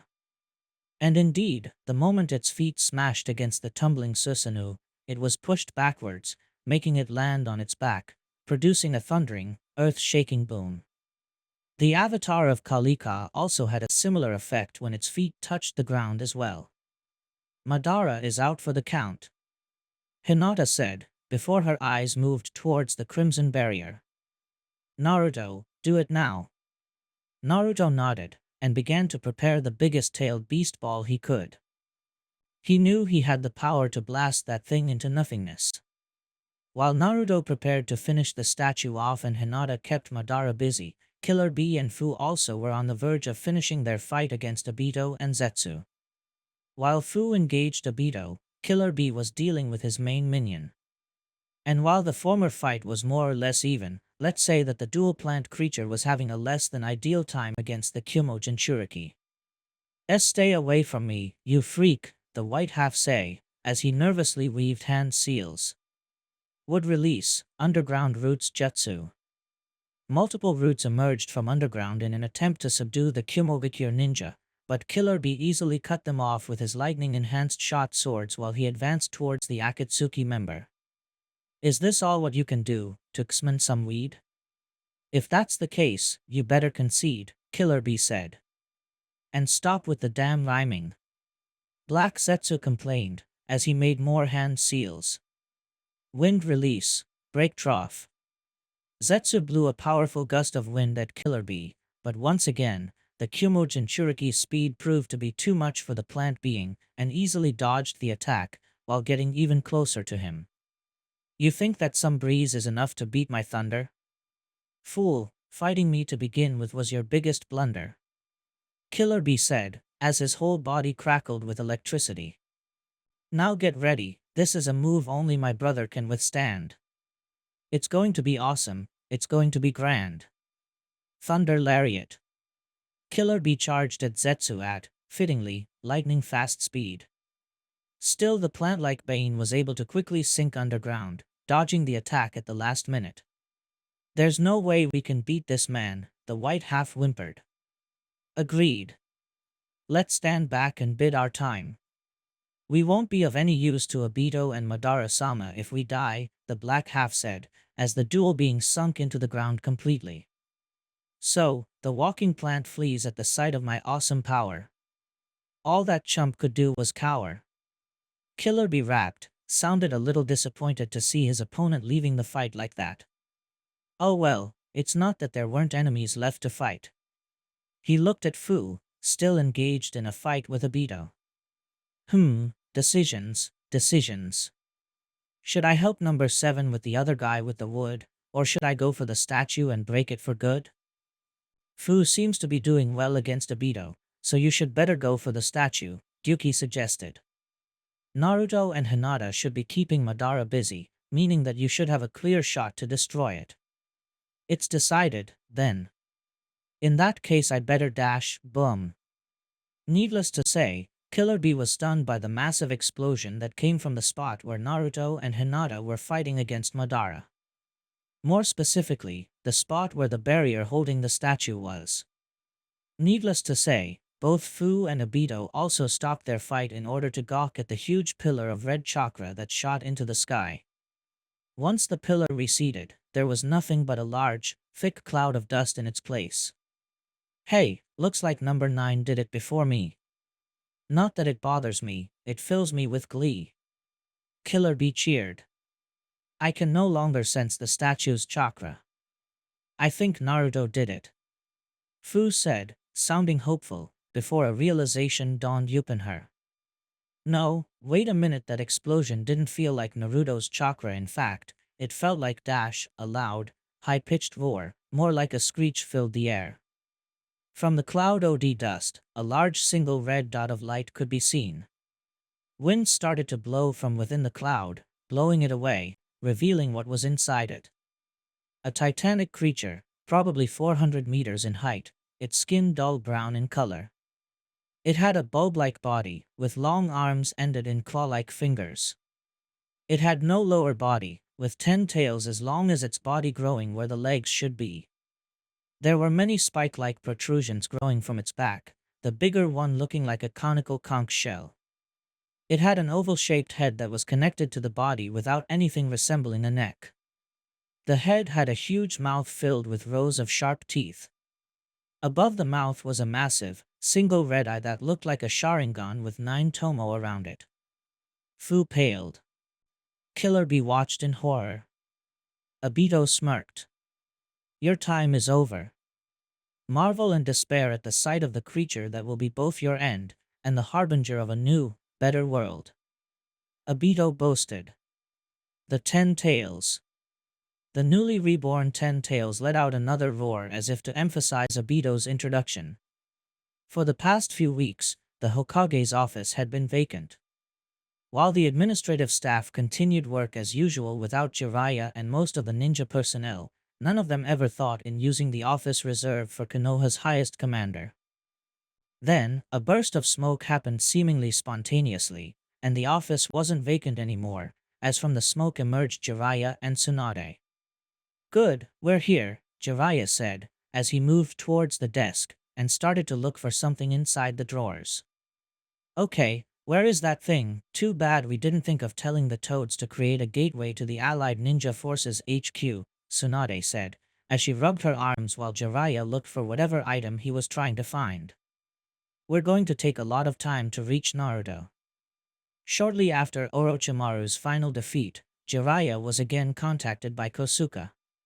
Turns out, after the attack on Genbu Island, Shima had been keeping an eye on Naruto per Jiraiya and Tsunade's request, and both he and his fellow Jinchuriki had been ambushed by Obito and a bunch of reanimations. Needless to say, the two of them decided to join Naruto and the others in order to help them, but they were too far away from their position. Fortunately, there was the reverse summoning jutsu. Like he did many years ago, Fukasaku put a special temporary seal on Tsunade that allowed her to be summoned towards Mount Mayaboku. Then, using Gamamaru's getaway to the Hokage's office, they returned to Konoha. And now, they would be heading towards the north, to help Naruto. They only needed his exact position. Aha! Jiraiya said, pulling out what appeared to be a map of the elemental nations. Pushing some of the documents and office supplies to the side, he placed the map on the desk, and made a hand seal. 3 symbols appeared on the map, all 3 of them in the land of fire. 2 of them appeared to be together in the central part of the country, and the third one was in the northeast part, close to the border with the land of hot springs. Alright, here's Naruto. And these 2 are Kaida and Hagane. Nice to see that all 3 of them are still good. I had forgotten about those tracking seals you had placed on the kids before Naruto went on his first mission out of the village, Tsunade said, looking at the map. Didn't you say you were going to remove them after they became Chunin? I guess I did say that, but I kinda forgot. It's been quite a few busy years, you know, Jiraiya said, as he rolled the map and put it on a pocket. Aren't you happy that I didn't? Hurrah for convenient forgetfulness, Tsunade deadpanned. Come on, let's go. Our children need us. Jiraiya nodded, and the 2 of them left the office via the window. Sight of the final battle Naruto, Hinata, Fu, and Killer Bee watched in horror at the colossal abomination towering over them. Its massive size made the tailed beasts and Hinata's avatar of Kalika look puny in comparison. Neither of them knew how they were going to fight against something so large, even with the power the 4 of them had together. So that thing's the 10 tails? Fu asked, her voice quivering a little. Wow, its size is a little worrying. That thing is the combination of several of our siblings, of course it was going to be big, Chomei replied. And it isn't even at its full power, still lacking Yuki, half of Kurama and me. I'm afraid this won't be like fighting a normal tailed beast, Hinata said, as she eyed the monster. And Kami knows what kind of power that creature has, what the hell? Why can't I sense anything from that beast? Naruto asked. Its chakra should be massive, but I'm sensing none. You're right, its chakra is massive, the 9 tails began. And as for why it can't be sensed, think of it like Earth's curvature. The planet may appear flat from our point of view, but that's because we're so comparatively small our eyes can't see it. The same thing goes with the 10 tails chakra. Naruto both deflated and shaken. Geez, that fills me with so much confidence. At that moment, Naruto felt something. His connection to his truth-seeking balls had been restored. Meaning that Obito had opened a gate to the Kamui dimension. And indeed, looking towards Obito's position, he could see the rogue Uchiha teleporting. Taking advantage of the opportunity, Naruto quickly recalled his 9 truth-seeking balls, all of them flying out of the spiraling portal just as Obito disappeared. Yes. Come back to me. Naruto cheered. Don't celebrate so soon, Naruto. That monster is not just a tailed beast, but a force of nature, Saiken warned. That means that it's nature energy itself. So the truth-seeking balls won't be of much use against it. Naruto deflated again. Of course. It was much to ask that Obito had made a mistake, Naruto said, now realizing why Obito decided to use Kamui again. Still, I'd say it's still better than not having them. They can still be useful, Utakata said. Obito reappeared on top of the 10 tails head, with Madara landing next to him. Madara then crouched down, and placed his hand on the bark-like skin. Then, 2 stalks of flesh shot from below them, and latched them onto the 2 Uchiha spines, allowing them full control of the beast. Madara, however, grunted disapprovingly. "Just as I feared," Madara said. "What were you fearing?" Obito asked. Madara turned at his disciple and shot him an unamused glare. "Because of the haphazardly way you revived the 10 tails, its chakra is mostly unstable and imbalanced. If either of us tried to become its Jinchuriki, the imbalance would eventually kill us from the inside out. The 10 tails needs to be complete before I can become its Jinchuriki." "That's just a minor inconvenience," Obito said in a dismissive tone, as he looked at the enemies below him. "Even if it's not at its fullest, the 10 tails power is unmatched. All we have to do is beat those fools down below, and have the 10 tails devour its remaining pieces of power." "Very well then. Let's do it your way, given that we have no other options," Madara said, as he turned his gaze to the 3 Jinchuriki and the Hyuga. "Don't act so disappointed. You want to see the 10 tails in action, and this is the perfect opportunity to do so," Obito replied. Madara smirked. "Yes, I admit that's a bright side to an inadequate situation, in my opinion at least. Well, let's see what this creature is capable of." The 10 tails let out another ear-piercing, screeching roar, before it dragged itself towards the Uchiha's enemies, causing the earth to tremble, and leaving a large trail of clouds of dust in its wake. Of course, the sight of the titanic abomination charging towards them caused Naruto and his friends to panic even more. "That thing's coming towards us ready to attack. Should we meet it head-on or better fall back?" Killer Bee asked. "For the time being, run," Kurama warned. "Let's see what it does, and when we find an opening, we launch a counterattack." Everybody seemed to be okay with Kurama's plans, as the 4 giants turned around and began to run away from the even larger giant chasing them, or, in Fu's case, fly away. "Fu and Chomei, you better stay above us. We'll try to keep their attention on us, and once they're distracted, hit them from above," Kurama said. "Got it," the transformed Jinchuriki agreed. Despite its lack of legs, the 10 tails didn't take much time to bridge the gap between it and its prey. Reaching down, it brought a massive hand towards Kurama's form. Naruto managed to jump in time to dodge, but the titanic hand slamming into the ground produced a shockwave that sent the 3 earthbound giants tumbling away in different directions. Fortunately, they were able to regain their balance and turn against the incoming monster. "Running away has no perk, no choice but to face that jerk," Killer Bee said. "Understood. Let me attack first. I'll try to create an opening for you to exploit," Hinata suggested, as her avatar of Kalika charged forward. The 10 tails repeated the same action as it did before, and tried to crush Hinata under its massive hand. The Hyuga clan head, however, was prepared for such action, and made the avatar spin in place. 6 paths, heavenly spin. Due to its size, the avatar couldn't spin as fast as Hinata did, and thus couldn't produce a dome of protective chakra. Instead, blue streams of chakra quickly orbited around the spinning avatar, creating a lesser but still similar effect. When the hand slammed into the avatar, the force of the spin pushed it backwards, but unfortunately it wasn't enough to negate the force behind 10 tails smack, and Hinata's avatar was also violently pushed backwards as well, the chakra giantess falling on its back as it slid backwards. "Hinata!" Naruto screamed. "Don't mind her. Focus on the enemy in front of you," Kurama reminded Naruto. Before Naruto could attack, the 10 tails balled its hands into fists and slammed them into the ground with as much force as it could muster. The result was a shockwave that pushed the 8 and the 9 tails backwards with even more force than the avatar of Kalika, while shattering the ground around them, sending a multitude of rocks flying in every direction. Their prey knocked down, the 10 tails lunged forward, ready to consume them. There was, however, one more Jinchuriki that hadn't made her move.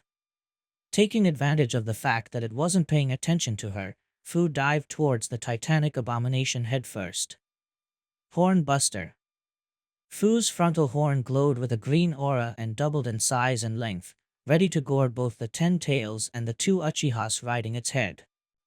However, before she could reach it, one of its tails moved and slammed into the giant bug before she could have the chance to get any close, sending her tumbling back like a disoriented fly who had been swatted by the tail of a cow. Fu! Naruto yelled, as the Nine Tails avatar got back on its feet. The strength of that thing is massive, Kokuo said in horror. There's no way we can survive against that thing in a close fight. The eyeball looks like an obvious weak point. Perhaps you should aim your attacks on that spot, Yagura suggested. Let's attack at once. He can't defend from 3 different directions, Naruto suggested. Both Naruto and Killer Bee prepared a tailed beast ball each, while Hinata's avatar of Kalika started to make hand seals. Sage Art, Twin Lion Assault. Tailed Beast Ball. The avatar of Kalika thrust its palms forward, releasing 2 large blasts of lavender chakra. The blasts took the shape of lions whose bodies were ended in large tails rather than back legs, looking like they were ready to pound on their prey, leaving a trail of purple light as they flew. Obito and Madara, however, didn't look fazed in the slightest. Let's show these maggots how big is the difference in power between us and them, Obito said. The 10 tails opened its jaws wide, and like the 9 and 8 tails before it, gathered chakra on its mouth in order to form a tailed beast ball. This ball, however, was almost 3 times as large as a normal tailed beast ball, crimson in color with black edges, and blue lightning crackled around it. The 10 tails then swallowed the ball whole, before releasing it in the form of a wave of destruction. Making a wide sweep, the chakra beam not only nullified the incoming attacks, but it still carried more than enough power to blast its opponents. Naruto and Killer Bee wrapped their tails around themselves, forming a makeshift protective shell that took most of the blast. Unfortunately, Hinata's avatar of Kalika had no such defense, and the lavender chakra construct was blasted into oblivion. Hinata managed to abandon it in time, but the resulting explosion sent her spiraling into the ground, landing with a loud thud. Hinata! Naruto yelled again. While the 10 tails took care of its ground-bound enemies, Fu decided to test her luck once again. Rather than melee, she decided to use a tailed beast ball as well. In the case the Uchihas decided to absorb it, it would leave them vulnerable to other attacks. Tailed Beast Ball. As the ball of energy descended upon the 10 tails, the 2 Uchihas noticed the attack getting closer each time. Oh, that annoying fly is still there, Madara flippantly said. She won't be there for much longer, Obito added. Without deigning to look at her or her attack, the 10 tails used one of its tails to almost casually swat the tailed beast ball away. The attack landed somewhere far away, detonating upon crashing into the ground. Then, with another tail whip, the 10 tails violently sent Fu crashing against the ground near her fellow Jinchuriki. Not Fu too. Naruto shouted again. You have no time to worry about your friends, Uzumaki, Madara said, as he made a hand seal. The 10 tails once again opened its jaws to prepare yet another tailed beast ball, much to their horror. The trick of using the tails as a shield won't cut it a second time, Gyuki said. We have to counter it with a tailed beast ball of our own. But our individual tailed beast balls don't have enough power to match those of that monster. Chomei whined. In that case, let's join our forces. Let's pour of chakra into a single-tailed beast ball, Kurama suggested. Shaking off the pain, Fu forced herself back on her feet and joined her fellow Jinchuriki. The 3-tailed beasts began to gather their chakra into a single point, quickly creating a tailed beast ball much bigger than anyone they could produce on their own. The problem, though, is that it was still about half the size the one the 10 tails was prepared. This is getting rough. No matter how hard we try, our power just isn't enough. Killer Bee panicked. In that case, then let me try something, Naruto said. The Uzumaki motioned his hand forward, and his 9 truth-seeking balls shot towards the forming tailed beast ball. The 9 orbs then sunk into the giant sphere of energy. As the truth-seeking balls dissolved into the tailed beast ball, their power incorporating into it, it pulsated as it grew in size. It still didn't match the 10 tails' power, but at least it was close enough. Enough of this nonsense. Disappear! Madara yelled. Aim at the lower part of the opposite ball. That way, they will go upwards when they clash. Yujito urged. Both tailed beast balls shot forward, meeting each other in the middle, pushing back and forth. And like Yujito had said, the balls started to move upwards as they tried to overpower the other one. After a few moments of struggling, both balls detonated at once, producing a massive explosion that cleared the sky of any clouds. Even if the explosion happened far from the ground, the resulting shockwave shook the earth to the core, sending multiple chunks of rock into the air, and pushing the 3 Jinchuriki and Hinata violently backwards, bouncing on their backs multiple times. Naruto, fortunately, managed to catch Hinata with a chakra arm before the poor Hyuga could be sent into the horizon. The 10 ties, however, wasn't affected by explosion, and was able to remain in place, unaffected by the gigantic blast. The 3 Jinchuriki felt their forces slowly disappear as they shrank back to their human forms. They weren't even able to use their chakra cloaks. I'm sorry, Naruto, but I've been spending a lot of energy, and those attacks didn't help, Kurama said, sounding a little apologetic. I'm afraid I'll need some time to regenerate my chakra. I'm also at my limit. I need to rest for a bit, Chomei said. Same here. It pains me leaving you to your own devices against such a threat, but we have no choice, Gyuki added. Damn, Fu cursed, as she looked at the one-eyed abomination in front of her. How the hell are going to fight that thing without Lucky 7 and the others?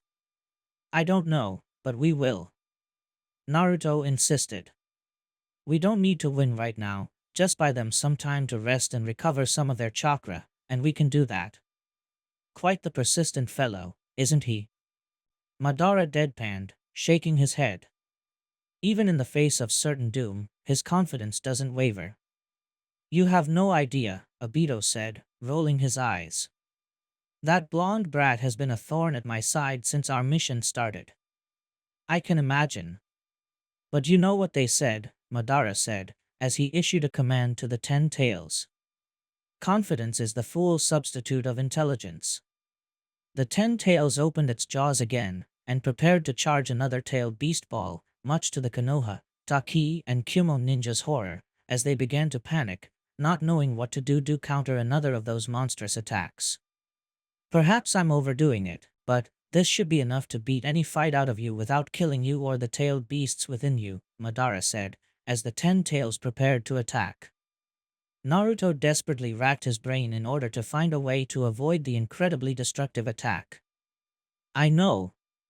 Let's fly into the air. Fu, grab Killer Bee. Naruto said, as he summoned a cloud of sand beneath his feet. We'll be able to fly high enough to avoid the explosion? Hinata questioned. We have no other choice. Now let's dash. Before Naruto could finish talking, the 10 tails fired the giant crimson spear of chakra for the second time in a row. As Naruto and the others prepared to take off, he suddenly sensed a new chakra signature joining the battle, and indeed, an individual dressed in green and blue with silver hair blurred past him, drawing everybody's attention for a second. Kakashi? Fu asked. Because indeed, Kakashi was now rushing towards the incoming attack. He jumped into the air, and touched it with one hand as his Sharingan transformed into its advanced stage. Kamui. Kakashi created a spiraling vortex that completely sucked the tailed beast ball away, as well as himself, saving the Jinchuriki and Hinata from being hit by the powerful attack. Naruto was left with his mouth agape, trying to process what had happened. Wait, did Kakashi-sensei just... Naruto stammered, fearing for the worst. That moment, he sensed Kakashi's chakra signature once again. Turning around, the silver-haired Jonin was there, not any worse for the wear. Don't worry, Naruto, it was just a shadow clone, Kakashi assured, and he could see how a wave of relief washed over the son of his late mentor. I needed to make sure that thing exploded in the Kamui dimension. Or else Obito could have tossed it back at us again. Naruto. Hinata. Kurenai's voice called, as she and Haku landed beside Kakashi. Good to see you two are okay. Nei-chan. Hanabi's voice said, and Hinata saw her little sister flying towards her. The two of them celebrated their reunion with a tight hug. It seems we arrived just in time, Haku said. And we haven't come alone. Hanabi chimed in, as she broke the hug. Suddenly, Naruto's senses were overwhelmed as thousands upon thousands of new chakra signatures entered the place, many familiar, while most others were unknown. Then, a few seconds later, many more ninjas, not just from Konoha, but from the other 4 great villages, and some of the minor ones as well, started to land all around them. The first division is here. A announced, as the Raikage and the ninjas under his command landed on the ground, Team Asuma among them. The second division has arrived. Kuratsuchi said, floating above the battleground, as what was left of her battered division joined the battle, including the Uchiha brothers, as well as the remaining members of the close combat squad. The third division is here as well, Mei stated, as she, followed by Zabuza and the other swordsmen of the mist, lead their troops, Enko's assassination squad among them. The fourth division is ready to fight, Raza stated, flanked by the Sand siblings. So is the fifth division. Mifune said, as his troops followed him, Kakashi's students among them. The medical division is here to provide relief to the wounded. Shizen said. The sensory division has arrived as well. C stated. The Air Force is here. Conan said, as a large group of ninjas riding flying animals covered the skies. Thousands upon thousands of ninjas converged upon them. Everybody was here. Even he could sense Shursui, who had now joined Sasuke and Itachi in the second division, as well as Sai, who had reinforced the Air Force with several of his ink birds. There were, however, 2 people the blonde couldn't sense. Hey, I'm not sensing Mom and Dad, shouldn't they be here as well? Naruto asked, as a knot began to form in his stomach. He then felt Kurenai placing a hand on his shoulder. The Genjutsu mistress smiled at Naruto.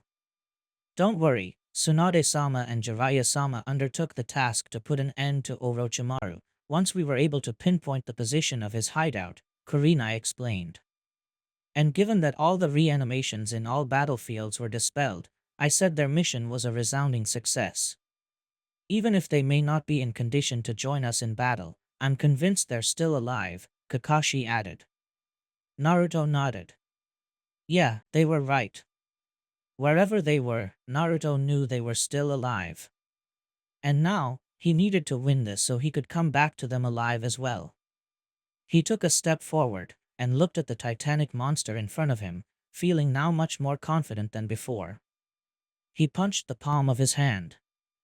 Alright, time to take that monster down. Naruto said. What's going to be the plan? Hinata asked. Naruto, Hinata, a voice called them inside their heads. After a brief shock, they realized it was Ino using her telepathy. The Alliance HQ devised a plan on our way here in order to take down the 10 Tails. You're the last ones to learn about it. I'll try to make it brief, so pay attention. Got it, Ino. Naruto said. We're listening. Hinata replied. First, we will blind the creature following the Raikage's directions. Multiple Kumo ninja rushed forward, split into 2 groups, one led by C and the other led by Darui. The first group moved a few steps ahead of the second, and began to make the same sequence of hand seals. Blind it, the Raikage ordered. Lightning release, lightning flash. The dozens of ninjas using this technique in tandem produced a pillar of incredibly bright white light. The allied ninjas were already expecting it and shielded their eyes in time, but Madara, Obito, and their pet abomination weren't so lucky, and took the attack in full. Now that we disoriented it, destroy its eye. Darui nodded, as he and his clansmen started to weave the same chain of seals, before bringing their hands together, forming a finger gun. Storm release, laser circus. Darui and his clansmen fired a barrage of chakra beams, which were all directed towards the Ten-Tails' eye. The creature instinctively closed its one eye and reared its head back in order to avoid the barrage of bright beams, all of which crashed against its face, resulting in a series of explosions. On top of the Ten-Tails' head, Madara watched the ninjas below him attempting to cripple the beast under his and Obito's control, and seethed. We can't let them take the initiative. Let's wipe them out in one blow, Madara said, as he ordered the Ten-Tails to move forward in attack, even if it was temporarily deprived from the sense of sight. Letting out a screech of agony, with its eyes still closed, the Ten-Tails was forced to follow Madara's mental command, and lumbered forward. The Ten-Tails will attack us in retaliation. That's why the next part of the plan involves hindering its movements. Kuratsuchi flew above a large group of ninjas, about half of them from Iwagakure, including her father Kitsuchi, but there were many from other villages as well. She landed in front of them, and pointed forward. Okay, guys, our turn. Let's reshape the battlefield, Kuratsuchi ordered, as she and her troops started weave seals for the same jutsu. Earth release, moving earth core. Kuratsuchi and her ninjas slammed their palms into the ground at once, sending underground waves of chakra towards the Ten-Tails' position. Suddenly, sections of the terrain under the titanic beast started to raise or lower seemingly at random, causing it to lose its balance and fall to the ground on its face. It attempted to push its body back with its arms, but the constantly changing terrain caused it to fail. And once the Ten-Tails can't move, we will make our move. Now, quickly. Everybody, attack. Ignore the monster. Take Obito and Madara out, Raza ordered. The entirety of the allied ninjas rushed forward, hollering and screaming battle cries, while many of them firing various elemental ninjutsu forward. Unfortunately, the Uchihas riding on top of the Ten-Tails weren't going to just let the enemies reach them so easily. It's insulting how much they underestimate us, Obito snarled, as he sent a mental command to the Ten-Tails. The Ten-Tails screeched in response, and like it did before, raised a hand, clamped it into a fist, and slammed it into the ground with all the strength it could muster, shattering the ground even further, and sending a destructive shockwave that sent both the incoming allied ninjas as well as many chunks of rock flying backwards. Naruto, Hinata, and Fu were able to stay mid-air, and Naruto created a multitude of sand clouds in order to catch other ninjas close to him. However, it was safe to assume that a frontal attack like that wasn't going to work. What the enemy doesn't realize, though, is that the first wave is only a distraction for the second one, that will come from above. And indeed, while the Ten-Tails smashed its fists on the ground, the Air Force moved in, all of them diving towards the titanic beast, like birds of prey ready to dig their claws into their next meal. Conan was leading the charge. I'll attack first and create an opening. Attack after me, Conan said, as she dived down. Obito noticed the airborne ninjas that were upon them. Upon seeing Conan leading the charge, the last member of Akatsuki scowled in anger and irritation. Conan. Figured that traitor would be here, Obito seethed. Madara also looked in the same direction.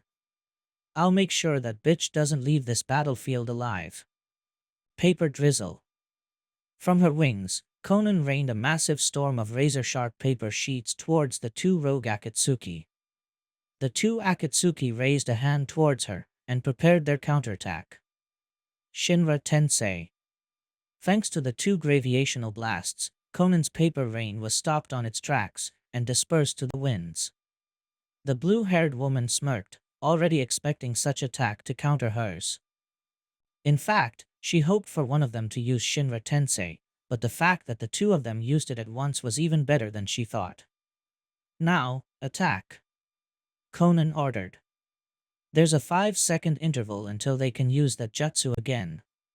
Don't use elemental ninjutsu, the two of them can absorb chakra. Engage them in close combat and overwhelm them with numbers. They can't move without detaching themselves from the beast. Like an angry swarm, the airborne ninjas descended upon Madara and Obito, who didn't look that perturbed upon realizing they fell into a trap. Look at those insects coming at us. Thinking they have a chance, Madara chuckled condescendingly.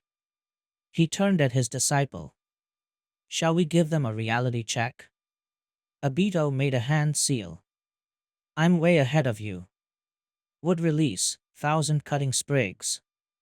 The 10 tails raised 3 of its tails, aiming their tips towards the thick of the air force, and fired a storm of sharp wooden stakes. The first line of flyers were taken down almost in its entirety. Those behind them were able to move in time, but many of them were still unable to dodge the brutal attack. Shit!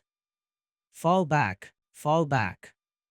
Conan ordered, as she tried to dodge the barrage of wooden spikes as best as he could. Unfortunately, the attack wasn't just aimed at the air forces. To the angle they were fired, the stakes flew in an arc, curving down towards the thick of the Ninja Alliance ground forces, who all watched in horror the rain of death that came from above.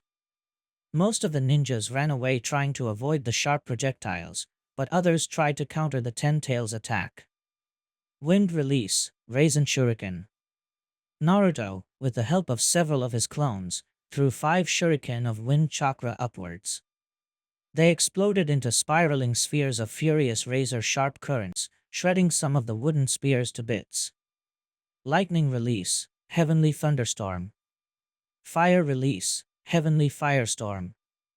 Hinata and Hanabi flew towards the incoming barrage of spears, and started to spin mid-air as they released elemental chakra through every point of their bodies, turning into spinning spheres of lightning and fire, respectively, blocking some of the spears while sending lightning bolts and bursts of flames to stop nearby ones they were unable to reach. Carapace Shield. Reactivating her Chomei chakra armor, Fu also flew towards the rain of spears. She generated 2 large shields attached to her forearms in the shape of a beetle carapace, making them as big as possible, before facing them towards the storm of sharp wood. The spears broke upon hitting the extremely hard and durable shields. Other ninjas protected themselves and their friends and allies like they could. Haku raised ice barriers, while Kakashi, Karen, and other Earth Release users raised rock barriers and domes, though some of them weren't sturdy enough to resist the wooden spears. Fire, Wind, and Lightning Release users launched elemental blasts into the air in order to destroy the wooden spears. Gaara tried to create as much sand as he could and use them to form barriers around the ninjas close to him. However, despite their valiant efforts, it wasn't enough to counter the rain of spears in its entirety, and many of them ended up finding their marks. Not only did the sharp sprigs painfully pierce through the thickest of armors, once it impaled somebody, additional sharp branches grew inside their victims' bodies, skewering them from the inside out. Soon, the battlefield was filled with screams of pain and agony from the ninjas unlucky enough to be hit by such a brutal attack. This prompted Naruto into creating more shadow clones, and besides Raisin Shuriken, he also mimicked Gaara by creating walls of sand, while also shooting waves of lava and streams of corrosive mist towards the incoming attacks. But no matter how much Naruto pushed himself, he simply couldn't match the power of such attack. Shit, they're massacring us. If I could use the tailed beast form, Naruto growled, as he sensed many chakra signatures around him being snuffed in an instant. But Naruto realized that not even with Kurama's full power he would be able to counter this attack in its entirety. Don't despair. We still have a chance. This was nothing but a distraction so the Uchihas won't see the true attack coming, he heard Ino's voice inside his mind. Huh. Then, the earth started to rumble, and Naruto felt a massive chakra spike coming from near the 10 tails position. A spike of chakra formed by 3 people that he knew. While the 10 tails fought the thick of the Ninja Alliance's forces, 3 young ninjas sneaked past the titanic beast, getting as close to it as they could without raising any suspicion. So far, it seems that it was working, as neither Obito, Madara, nor their pet monstrosity noticed them, despite their very unique chakra signatures. Man, look at that, Haida said, looking at the 10 tails in a mix of awe and fear. That thing is even bigger this close, will we be able to restrain it? Rin asked, sounding unsure. I have restrained tailed beasts with my wood release before, but that thing is on a completely different level, we will have to, Hagane stated, as he glared at the titanic monster. Is this close enough? Or do we need to get even closer to that thing? Kaida asked. I believe this is enough, Hagane said, as he narrowed his eyes at the two Uchiha on top of the 10 tails head.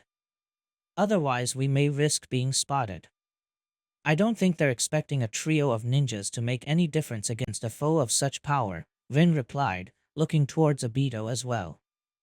In that case, let's prove them wrong, Hagane said. Kaida, Rin, you ready?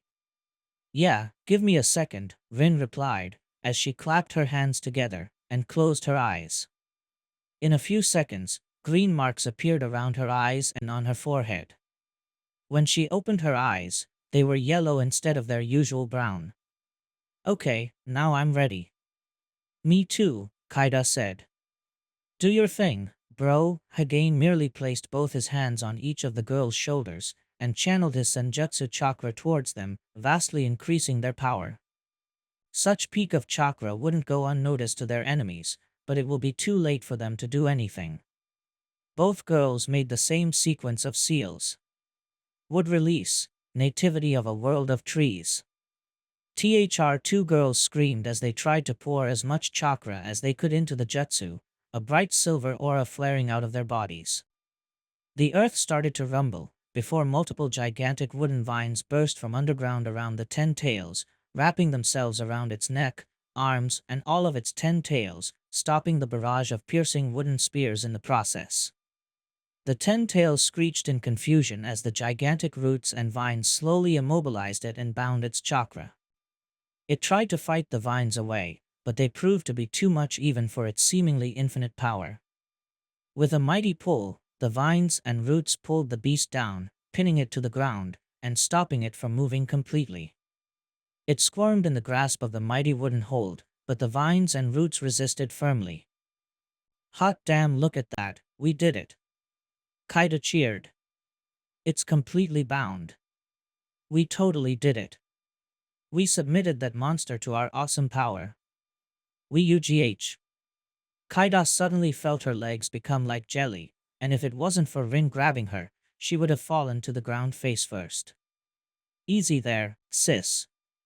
You expended a lot of chakra on that jutsu. All of us did, Hagane said, looking at the immobilized 10 tails. I doubt we'll be able to do this again. Yeah, Rin agreed. She also felt a little feeble. Reaching into her ninja tool pouch, she pulled out a soldier pill and popped it inside her mouth. Now it's on the rest of them to make the most out of this opportunity. Hagane slung Kaida's arm around his shoulder, in order to help Rin to carry her. They will. Now let's go to somewhere safer. Back on the battlefield, both the allied ninjas and the Akatsuki watched with a mixture of surprise and awe as the gigantic wooden vines grew around the 10 tails and immobilized it completely. Obito and Madara both mentally ordered the 10 tails to break its bindings, but the colossal beast was helpless against the gigantic vines. Madara was able to sense where that attack came from, and most importantly, who were the ones behind it. One chakra signature in particular annoyed him more than the other two. That little girlfriend of yours is becoming quite the headache, Madara hissed, narrowing in the direction of the chakra signature. If you aren't able to rein her in, then somebody must put her in her place. Such comment caused Obito to shot a glare at his mentor. If Rin becomes a bigger problem, I will deal with her myself. Me. You got that? Madara was about to reply, when his senses alerted him of a mass of chakra signatures that was getting close, and indeed, turning his sight to the front, he saw a mass of ninjas leaping towards their position, Naruto Uzumaki leading the charge, with Hinata, Gaara, and Fu flying besides him. The blonde had a raisin shuriken in hand, which he tossed towards him, while other ninjas around him cast various elemental ninjutsu towards them. Smart. Either we waste a Shinra Tensei on those attacks, or we try to absorb them and become sitting ducks, Madara thought in realization. Then, a shadow was cast above the two Uchiha.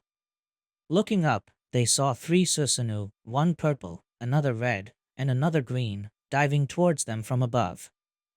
Realizing they had been cornered, Madara and Obito detached the stalks that linked them to the 10 tails from their spines and jumped away before they could be overwhelmed by the sheer numbers, just as the allied ninjas landed all around the 10 tails body. Well, most of them. Naruto. Sasuke yelled from above. Itachi, Shursui, and I will keep Madara busy. Try to release the tailed beasts if you can, while that monster is down. I'll take care of Obito. Kakashi volunteered, as he pursued his former teammate. Don't worry guys, I'll do it. Naruto said, giving Sasuke a thumbs up, as he watched both him and his fellow Uchiha flying after the fleeing Madara. He then looked down at the 10 tails, and scratched his head. Okay guys, I need to release your true selves from inside this monster. Any ideas? Because I don't think cutting him up will work. Our father and his brother separated the 10 tails chakra from its body once. If they could do it, it can be done again, Kurama said, sounding certain. You have the same power as my father, and that girlfriend of yours has Himura's power. Between the two of them should be able to do it. Right. I'd better call her and we will figure out Naruto was snapped from his thoughts as thousands upon thousands of new chakra signatures appeared around him, none of them remotely close to human chakra. However, looking around, he didn't see anything. At least, not at first. Thousands upon thousands of tumor-like lumps started to grow around the 10 tails body, and from those lumps, creatures of all sizes and shapes came out from them. Some of them were humanoid, others more animal-looking. Some were just as big as a human being, while others were as big as a boss summon. They still had a few things in common, such as lack of any eyes, a large mouth full of sharp teeth, and spikes and blades growing all around their bodies. Without further ado, these 10 tails spawns immediately charged towards all the ninjas standing on its parent's body. Many ninjas were taken aback by the sudden appearance of these new enemies, albeit the rest of them were able to defend themselves. Still, the thousands upon thousands of 10 tail spawns quickly outnumbered the ninjas standing on top of the 10 tails. We're being overwhelmed. Retreat. Fall back. The Air Force shall cover your retreat, Conan said, as she and the other airborne ninjas launched their attacks towards the 10 tails mini-clones, giving the ground ninjas some room to retreat. Hinata and Fu grabbed a nearby ninja each and helped them flee, while Naruto and Gaara summoned multiple sand clouds in order to help other ninjas escape. As the vanguard attacking group fell back and rejoined the thick of the army, the 10 tail spawns continued to pour out of the titanic beast's body, quickly jumping into the ground, giving chase the fleeing ninjas. Fortunately, the rest of the army was already working on helping them avoid their chasers and rejoin the main group. Kuratsuchi led a large group of IWA ninjas towards them. Alright, step 1, raise a wall. A big one, the Tsuchikage ordered. Dozens of IWA ninjas weaved the hand seals of the same jutsu, before slamming their hands into the ground at once. Earth release, Earth-style Great Wall. An extremely long and thick barrier made of rock and earth burst from underground, bisecting the battlefield in two. The wall, being 10 meters in height, 3 in thickness and a few hundreds in length, separated the fleeing ninjas from the 10 tail spawns that gave chase. The abominations weren't deterred, and began to quickly climb over the wall. Now, step 2. Create a moat of lava at the base of the wall, Kuratsuchi said, as she and other members of the Kinryu clan began to weave hand seals, before once again slamming their hands into the ground. Lava release, eruption. The combined power of the dozens of Kinryu ninjas summoned a large moat of lava at the base of the wall. Just when the 10 tails mini-clones were done climbing the wall, they haplessly fell into the lava moat, burning to death instantly. The clones weren't completely stupid, and upon seeing what had happened, rather than blindly jumping into the lava, they began to tear pieces from the wall and drop them into the lava, in order to build a makeshift bridge. However, Kuratsuchi's tactic already accomplished its goal, and the ninjas that went to attack Madara and Obito returned safely to the main group.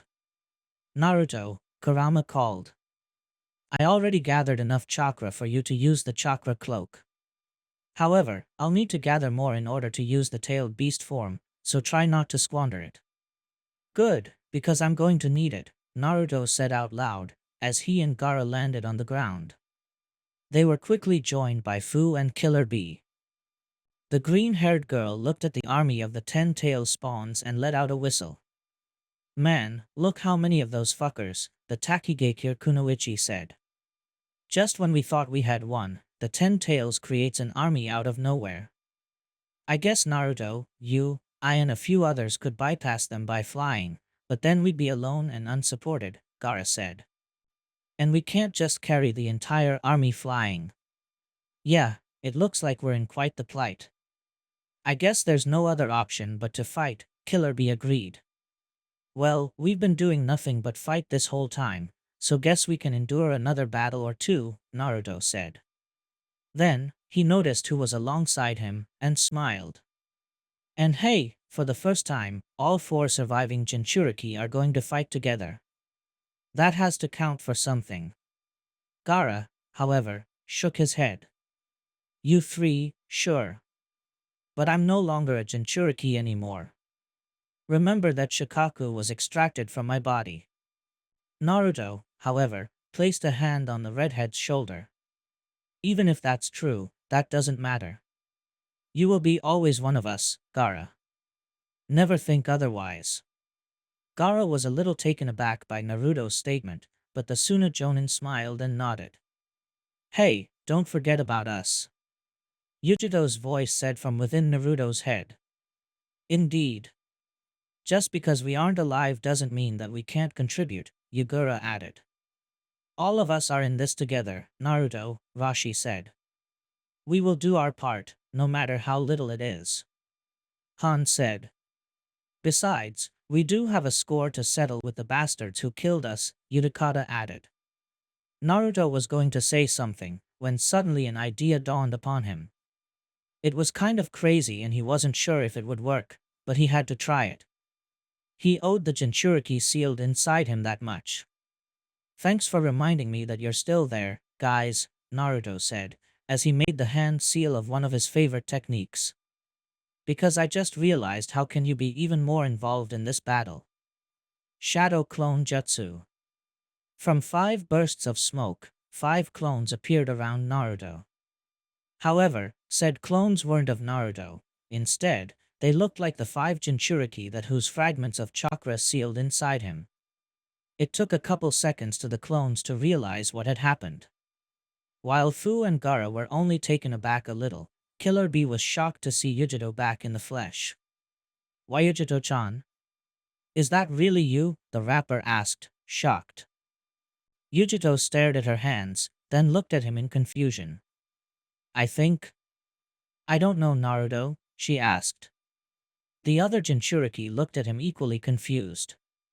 Sorry guys, but you aren't really alive. I converted some of my chakra into yours to create those clones, so you guys can control them, Naruto explained. I also converted some of Kurama's chakra into the chakra of your tailed beasts and added them to your clones. Though, with how little tailed beast chakra you have, I don't think you'll be able to use tailed beast chakra mode like Killer Bee, Fu, or myself. It's okay, Naruto. This is way more than what we could have expected, Yugura thanked him. Oh, one last thing. Sealing art, hardening seal. Naruto said, as he made a hand seal. In a flash, several seals appeared on the clone Jinchuriki, before they vanished. There. That way you won't dispel in one hit like a normal shadow clone, Naruto added. Guys, look. They're crossing the moat. Fu pointed out. And indeed, the 10-tailed spawns had already created multiple makeshift bridges on the lava, and were now advancing towards the allied ninja army. Naruto, however, wasn't intimidated. Let them come, he said, punching his palm, as his six paths chakra mode flared back to life, covering him in a cloak of golden flames. Nine truth-seeking balls appeared behind him, floating in a circle. So they can get a taste of what it awaits to their daddy. Let's go, everybody. Yeah. Ready, Matatabi? Yujito asked. Sure. It's great to fight against by your side. Matatabi excitedly replied. Now that we're no longer puppets in either mind or body, let's fight for the right side at least just once, Isabu, Yugura calmly said. Akatsuki will pay for the suffering they caused to the two of us, the three-tailed turtle replied. You're not the only one with a pending score to settle. Come on, Kokuo. Han claimed, as bursts of steam came from his armor. I'm with you, Han, Kokuo assured. Let's make the most of this brief second chance, Saiken. Udakata said, bubble pipe ready on his hand. Yeah, let's. Saiken agreed. Rashi at first didn't say anything. He just closed his eyes and breathed deeply. Son Goku wondered why didn't he follow the lead of his fellow Jinchuriki, and let out a shout and show off, and was tempted to ask what was going through the old man's head, but bit his tongue. Rashi then opened his eyes, and his lips curved into a small smile. Let's go, Rashi began, as he took a fighting stance. Son Goku. The four-tailed monkey couldn't help but smirk. Took you long enough, you stubborn geezer. But as your race says, better late than never. With that, spearheaded by the 9 Jinchuriki, the Ninja Alliance charged towards the incoming army of 10-tailed spawns, the air filled with the rumbling sound of thousands of steps, as well as the battle cries of the allied ninjas and the inhuman, high-pitched screeches from the 10-tails mini-clones. In no time, the two armies clashed, and the battle to reach the 10-tails began. Of the 9 Jinchuriki, Gaara was the one who made the first move. He set his sights on a group of mini-clones that were charging towards him. Little did they know that they were running towards their impending doom. Hey, Naruto, I don't think you ever saw me fighting in Sage mode, Gaara said, as he waved his hands, summoning a truly massive amount of sand from underground. Take a good look at this. Sage art, wind release, demonic sandstorm. Gaara created a huge tornado out of sand. The tornado quickly engulfed the incoming 10-tail spawns, who flailed their arms helplessly as they were blown away by the tornado. Once he had captured enough of them, the redhead made his next move, and clamped his hand into a fist. Imperial Sand Coffin. All the sand in the tornado suddenly compressed into a sphere of sand, instantly crushing the 10-tail spawns to death. Whoa! Such an amazing jutsu. Naruto praised in awe. Now I can't wait to see what your siblings can do with senjutsu. You will have the chance to witness their prowess, Gaara said. What about you, Naruto? Even if I couldn't sense the immense power you have now, your new appearance suggests that you're way more powerful than the last time we met. Hee, indeed I am. Now, what could I do to, Naruto began, before he noticed the truth-seeking balls floating behind him. Alright, I barely got to use these last time, let's not make the same mistake. Now watch this, Gaara. Naruto said, with a wave of his hand, he sent his truth-seeking balls forwards, towards a group of mini-clones that was coming towards him. He reshaped the orbs into black spears, and impaled them through the creatures, killing them instantly. What do you think?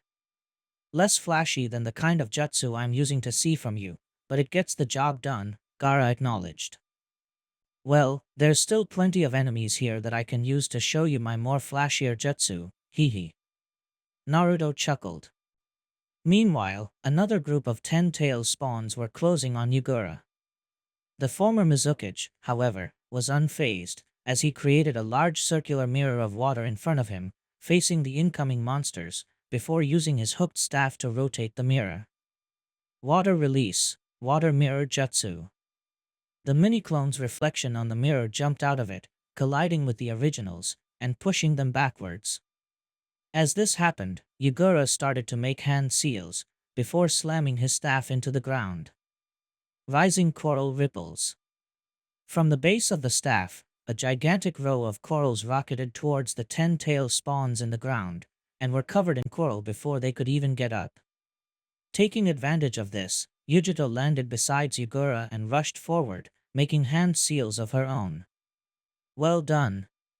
Let me finish them off, the Kumo Kunoichi shouted, as her nails grew into long claws, which were then coated in blue flames. Fire release, flaming cat claw. Yujito delivered several swipes at the 10-tails mini-clones trapped by the coral, slicing them to bits while simultaneously setting them on fire. Good job, Yujito-san.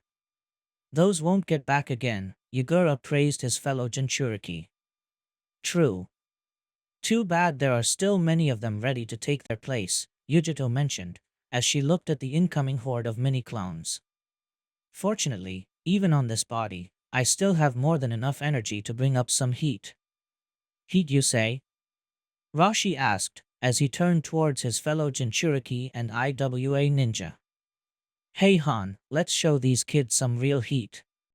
What do you say? Han smirked under his mask. Do you really need to ask? Han replied, as he shot forward towards a group of incoming 10-tail spawns, steam pouring from every exhaust of his mechanized armor. Boil release, eruption tornado kick. Han jumped forward as he delivered a steam-propelled roundhouse kick. Thanks to the steam propulsion, he managed to quickly spin while mid-air multiple times, almost turning himself into a living tornado of boiling vapor, delivering a series of kicks towards his hapless opponents. Between the force of the attack and the power of the corrosive mist, the 10-tails mini-clones were quickly killed. Unfortunately for Han, several mini-clones noticed that he was wide open while spinning, generated several sharp spears from their bodies, not unlike those the 10-tails had used on them before, and tossed them at the IWA Jinchuriki. Fortunately for Han, however, Rashi was near him, ready to cover his back at any time. Watch out, Han, Rashi said, as he started making hand seals. Lava release, molten pedal rock. Rashi slammed his hands into the ground, creating a row of pillars made of molten rock, which not only blocked the coming spears, they were sharp enough and carried enough force to pierce through the molten rock, but they definitely didn't resist the Iton's heat and burned to ashes, but also struck the 10-tail spawns, setting them on fire while sending them flying. Nice save, Rashi. Guess I got a little carried away there, Han replied. It's okay. It's not easy not falling prey to that, given how real these shadow clones feel, Rashi said, as he flexed his fingers a few times. Still, try not to drop your guard again. Don't worry. You won't have to save my skin again, Han told his senior Jinchuriki. Meanwhile, near them, Utakata was also taking care of some small 10-tail spawns, having trapping them inside bubbles. The beasts furiously pounded with their fists and claws at the bubbles, trying to break them, but to no avail. Don't bother, those bubbles are as hard as steel. You won't break them with mere brute force, Utakata said, as he made a hand seal. Water release, explosive bubbles. The bubbles started to glow with a pale blue light, before they detonated in a chain of explosions, dropping the charred corpses of the clones to the ground. Alright, next dash, Sensei, a voice shouted behind him. A voice that was very familiar. Utakata turned around, and saw no other than Hataru running towards him. Unlike that violet kimono and black shorts she used to wear often, she was now dressed as a Kirigakure ninja, forehead protector included. Before he realized, Hataru had closed the distance, and almost tackled him to the ground with the force of a hug. Sensei, she yelled again, tears coming down her cheeks. Oh Sensei, you're alive. You're really alive. I thought I had lost you. But how dash, even if it pained him deeply, Utakata forced his disciple to break the hug. It was better to dash her hopes now than let them grow even stronger. I'm sorry, Hataru, but I'm not really alive, Utakata confessed. I know it looks like it, but this is only temporary. I don't understand dash, it's a bit complicated, and it would take too long to explain, and this isn't the place nor the time, Utakata stated, as he looked at another wave of 10 tail spawns coming towards them. Naruto will be able to tell you everything you need to know. Now, we have to fight these creatures. Hataru was taken a little aback. Why was Utakata saying that he wasn't really alive? She had so many questions. She wanted to tell Utakata so many things, but if her sensei had told him that, she better trust his word. I don't understand very much what's going on, Hataru admitted. But even if this is only temporary, then I'll take the opportunity to fight at your side one more time, sensei. Utakata nodded in approval, and smiled, as the two of them met the new wave of enemies head-on. Meanwhile, away from the thick of the battle, Obito landed on the ground. Turning around, he saw Kakashi landing in front of him. Obito dropped his head, and sighed. Why, I am not surprised to see you coming after me, Kakashi, Obito said. And don't try to use countering Kamui as an excuse. I know why you are here. If you're thinking I want to convince you to see the error of your ways, Kakashi said, glaring daggers at Obito. You're sorely wrong. Perhaps when I learned of your survival, I might have wanted for you to return to your senses and come with us back to our home. But that time is already gone. Ninjas who don't follow the rules are trash. But ninjas who abandon their friends are even worse than trash. You taught me that, Obito, and I took it to heart. And you abandoned your friends when you joined Madara in his mad quest for power. Am I worse than trash? Perhaps you're right, Kakashi. No ninja that lives long enough avoids becoming trash, Obito conceded, chuckling as if he found the situation funny. But tell me, Kakashi, if those who abandon their friends are trash, then what are those who let their friends die? Don't you dare, came the reply, but it didn't come from Kakashi's mouth. Turning around, Obito saw Rin landing behind him. Her golden eyes glared at him fiercely. Don't you dare use my death against Kakashi. Not after you killed Minato-sensei and Kushina-san. Not after so many people died as a result of your plan. Don't. You. Fucking. Dare. All I ever did, Rin, I did it for you. I just wanted to create a world where neither you nor anybody else had to die pointlessly in absurd wars, Obito said, trying to justify himself. Madara and I will put an end to this falling system, and put a new, better one in its place. If in order to create that new world so many people have to die, then that world doesn't deserve to exist. I don't want it to exist, Rin replied. Great changes are impossible without equally great sacrifices, Obito rebutted. And who decides who gets sacrificed? You? Madara? Kakashi angrily intervened. No, Obito. This ends here. I'll make sure of it. Fine by me, then. I'm done trying to justify myself to you, Obito replied. Come at me with everything you have, then. With that, Kakashi and Rin rushed towards Obito from different directions, ready to fight, and possibly kill, the man who was once their cherished comrade and teammate. Kakashi and Rin rushed towards Obito from different directions. Once they closed the distance towards their foe, the two of them opened the fight with a punch. Obito extended both his arms and caught their fists on his hands. Obito didn't bother to use Kamui to become intangible. Past battles made clear it was useless against Kakashi. Knowing his former rival, Kakashi probably had a clone in the Kamui dimension ready to strike Obito whenever he sent a part of his body there. He was only half right, though. Aside from a lightning clone, there were several Rinwood clones as well, all waiting for him to become complacent and rely on his Mangekyo Sharingan once the fight became too difficult. But Obito Uchiha wasn't a one-trick pony. Madara wouldn't allow him to become one. Especially not now that he had such a vast array of powerful abilities at his disposal. Kakashi and Rin then pulled out a kunai each with their free hand, and attempted to slash at the Uchiha. Obito, however, was already prepared. Ashirato. Another pair of arms grew under Obito's original arms, and used them to catch their other arms. Then, a third pair of arms grew under those, and morphed into a pair of chakra cannons. The tip of their barrels started to glow as they gathered chakra, ready to blast Kakashi and Rin at point blank. However, before he could do it, the two Konoha ninjas delivered a powerful double kick to Obito's chest, pushing him backwards and forcing him to release them, while his chakra beams fired in random directions. Obito retracted the extra arms back into his body, and regained his balance with a couple backflips. Before his enemies had any chance to counterattack, he cast his arms towards them. Shinra Tensei. Kakashi and Rin were blown backwards by an irresistible gravitational push, sending them rolling on the ground. Meanwhile, Obito's hands flew through hand seals. I know Rin will survive this, but I'm not sure about you, Kakashi.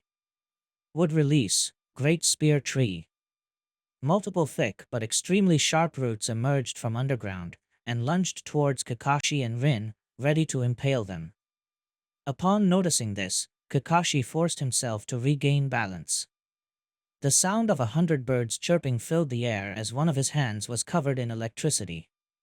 Whenever any vine came close, Kakashi quickly sliced it off with a precise swing. Rin, behind me, Kakashi ordered. Rin nodded, and hid behind her larger teammate's body. Of course, she wasn't planning to spend the entire fight hidden behind the silver-haired man. Taking advantage of her temporary cover, Rin made several hand seals for a counterattack. Would release, Would Dragon Jutsu. The earth started to rumble, as a serpentine green dragon made of wood burst from underground behind Rin. The medic Nin jumped onto the vegetal beast's head, and rode it as it plowed through the field of sharp roots summoned by Obito. The dragon was eventually torn to shreds, but it already filled its purpose of letting Rin close to Obito once again. She jumped into the air, while making a hand seal. Would release, Would clone jutsu. 3 wooden clones grew out of her body, and shot towards Obito, 2 of them delivering a flying kick, and the third one with a kunai in hand. The Uchiha, guessing that Rin was baiting him into using the Deva path on the clones, opted to jump backwards and avoid the clones as they landed, and engaged them in close combat. Obito generated a black chakra rod on each hand and used them to parry the clones' blows and to attack them. The wooden clones were much weaker than the real deal, their strikes predictable and slow, and they easily fell once he impaled them with his improvised weapons. The real Rin, on the other hand, was a completely different story. Thanks to Sage Mode, her punches and kicks hit like a truck, and moved so fast even his Sharingan was having trouble keeping up with her. When he tried to stab her with one of his black rods, Rin caught it with her bare hand and shattered it as if it was made of thin glass, before delivering a brutal kick to the chest that sent him flying backwards. And that moment, Kakashi decided to make his reappearance, bursting from underground, one of his hands still coated in lightning. Kakashi was already aiming his electric hand first to pierce a vital organ, and Obito knew he wouldn't survive such stab. Shinra Tensei. Once again, Obito was forced to rely on the Rinnegan's most powerful ability. But rather than using it against Kakashi, which would leave him wide open against Rin, he used it against the ground, shattering the earth and propelling himself upwards, avoiding Kakashi's lightning stab at the very last possible second. The Uchiha then arched above Kakashi and landed behind him, putting the silver-haired Jonin between himself and Rin, who was no doubt already moving to strike him down. But not if Obito attacked first. As fast as he could, he made the hand seals of the Uchiha signature jutsu. Fire release, Great Fireball Jutsu. Obito breathed a massive fireball towards Kakashi, whose back was still facing the Uchiha. Kakashi, however, was fast enough to move aside and dodge the fireball, as it continued traveling towards Rin, leaving a trail of scorched earth as it moved. Water release, Water Wall. Of course, Rin wasn't going to just stand there and take the attack. The brown-haired sage expelled a torrent of water from her mouth, which, given the elemental advantage as well as its superior power, it quickly snuffed Obito's fireball the moment the two elemental attacks clashed against each other, while the water continued forward with the force of a tsunami. With no way to counter it and his Kamui unavailable, Obito only saw one way to dodge the attack. Earth Release. Headhunter Jutsu. Obito sank into the earth as if it was water, letting Rin's attack harmlessly wash over the spot he was a second ago. Rin smirked. Not bad, Obito. You developed a knack for quick thinking you didn't have when you were a child, she praised, as she and Kakashi looked around, wondering where would Obito strike from. Then, she started running towards Kakashi, and jumped into the air. That moment, Obito burst from underground, just behind Kakashi's back, ready to skewer the copy ninja with one of his black chakra rods. But the moment he reappeared, he found himself at the receiving end of a powerful dropkick, courtesy of Rin. Obito grunted in pain as he was sent to the ground, rolling backwards. You forget that I can sense you. You won't take us by surprise, Rin stated. Kakashi turned around, and taking advantage of his former teammate being wide open, decided to end the battle there and rushed towards him, ready to stab him with his electricity-wrathed hand. That moment, Rin's eyes widened in shock. Kakashi, wait, she shouted, extending a hand towards him. What dash, too late. 1 second, Kakashi was moments away from putting Obito out of his misery, and the next one he found himself trapped between the jaws of what appeared to be a massive Venus flytrap plant. Upon closer inspection, the copy ninja realized it was Zetsu, who had emerged from underground just in the nick of time to save his master. Pushing the pain away, Kakashi forced the jaws of the flytrap open and jumped away from the strange Akatsuki. Good timing, Zetsu, Obito said, as he got back on his feet, and used the sleeve of his cloak to wipe out the blood trickling from his busted lip, which slowly regenerated. Figured you'd need a hand, the black half replied, as he looked at Kakashi and Rin. Rin, Kakashi said, his Sharingan glaring at the newcomer. Do you know about that other Akatsuki? Because he looks very different from the rank-and-file Zetsu we fought during the war. I saw him a few times shortly after my rebirth, but I'm afraid I know nothing about him, Rin admitted. I'd expect him to have similar abilities to the clones. Please. Don't compare me with those mooks. I'm on a completely different level, the white half protested, as he started to make hand seals. Would release, jaws of the forest. The earth started to shake once again as large Venus flytraps emerged from underground, big enough to eat an adult human in a single bite, and lunged towards the two Konoha ninjas, their large maws snapping constantly. Kakashi and Rin jumped away in order to avoid being bitten in half by the undoubtedly dangerous plants. Okay, that's something none of the Zetsu clones was able to do, Rin was forced to admit, as she threw a kunai with an explosive tag at one of the carnivorous plants coming towards her, blowing it up into multiple green chunks. Fire release, Great Dragon Fire. Kakashi breathed a stream of fire towards the incoming Venus flytraps, burning them to ashes before they could get any close to him or Rin, spreading flames across the battleground. However, the flames were the cover Obito needed to get close to the copy ninja. He lunged towards his former teammate, ready to sink one of his black chakra rods into the silver-haired man's flesh. Kakashi moved to dodge, but for some reason, his body fell prey to a sudden feeling of paralysis. What?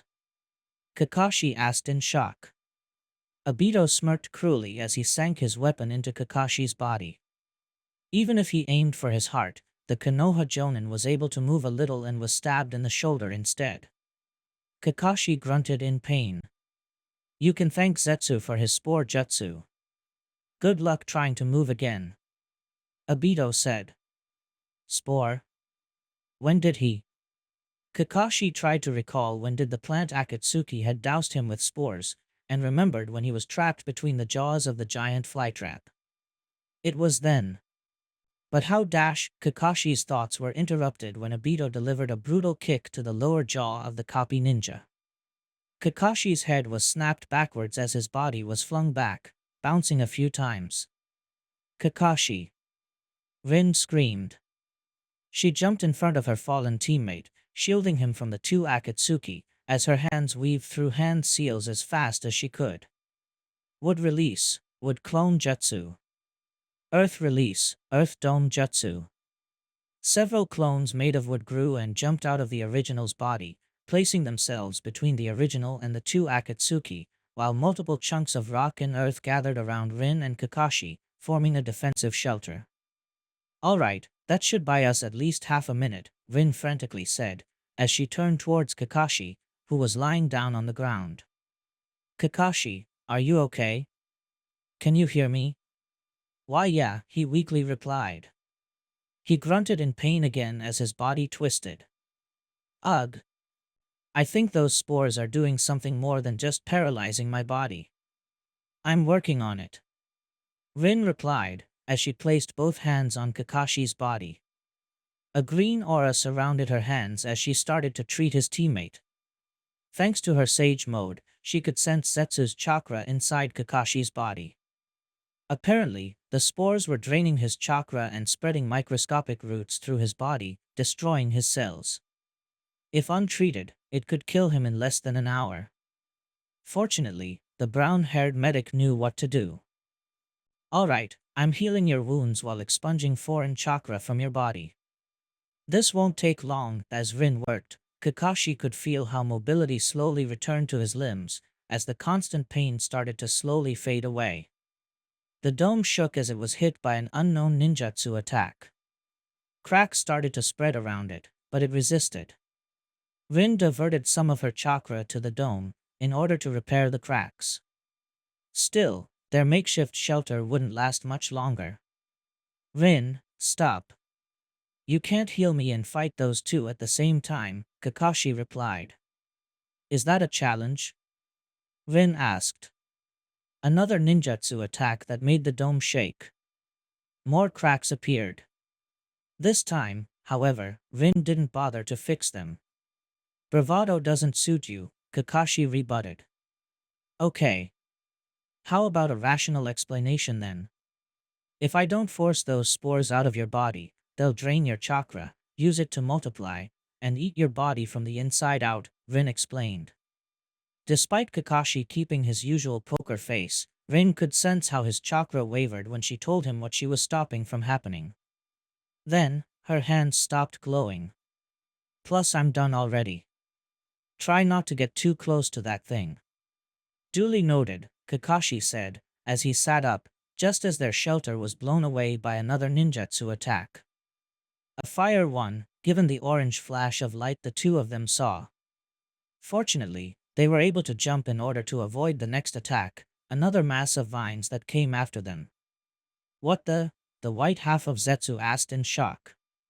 That guy shouldn't be able to move. Don't underestimate Rin. She's one of the best medics Konoha had the luck to have, Obito rebutted. That's why I wanted to keep them separated. Though I doubt they're going to let us. And thus the two Akatsuki resumed their duel against the two Konoha ninjas. Meanwhile, on the main battleground, the thick of the allied ninja army continued their fight against the hordes of Ten Tails mini-clones. Despite their power and seemingly unending numbers, the ninjas of the Alliance were able to slowly but surely push the army of abominations back and get a little closer to the immobilized Ten Tails. Two ninjas on the vanguard were Kiba and Tamaki, both in their animalistic forms, Fig Fing Tooth and Nail, literally in this case, against the wave of incoming monsters.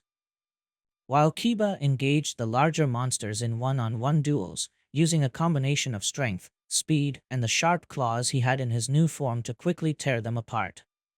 Meanwhile, Tamaki engaged on several of them at once, confusing them with her blinding speed before swiftly striking them down.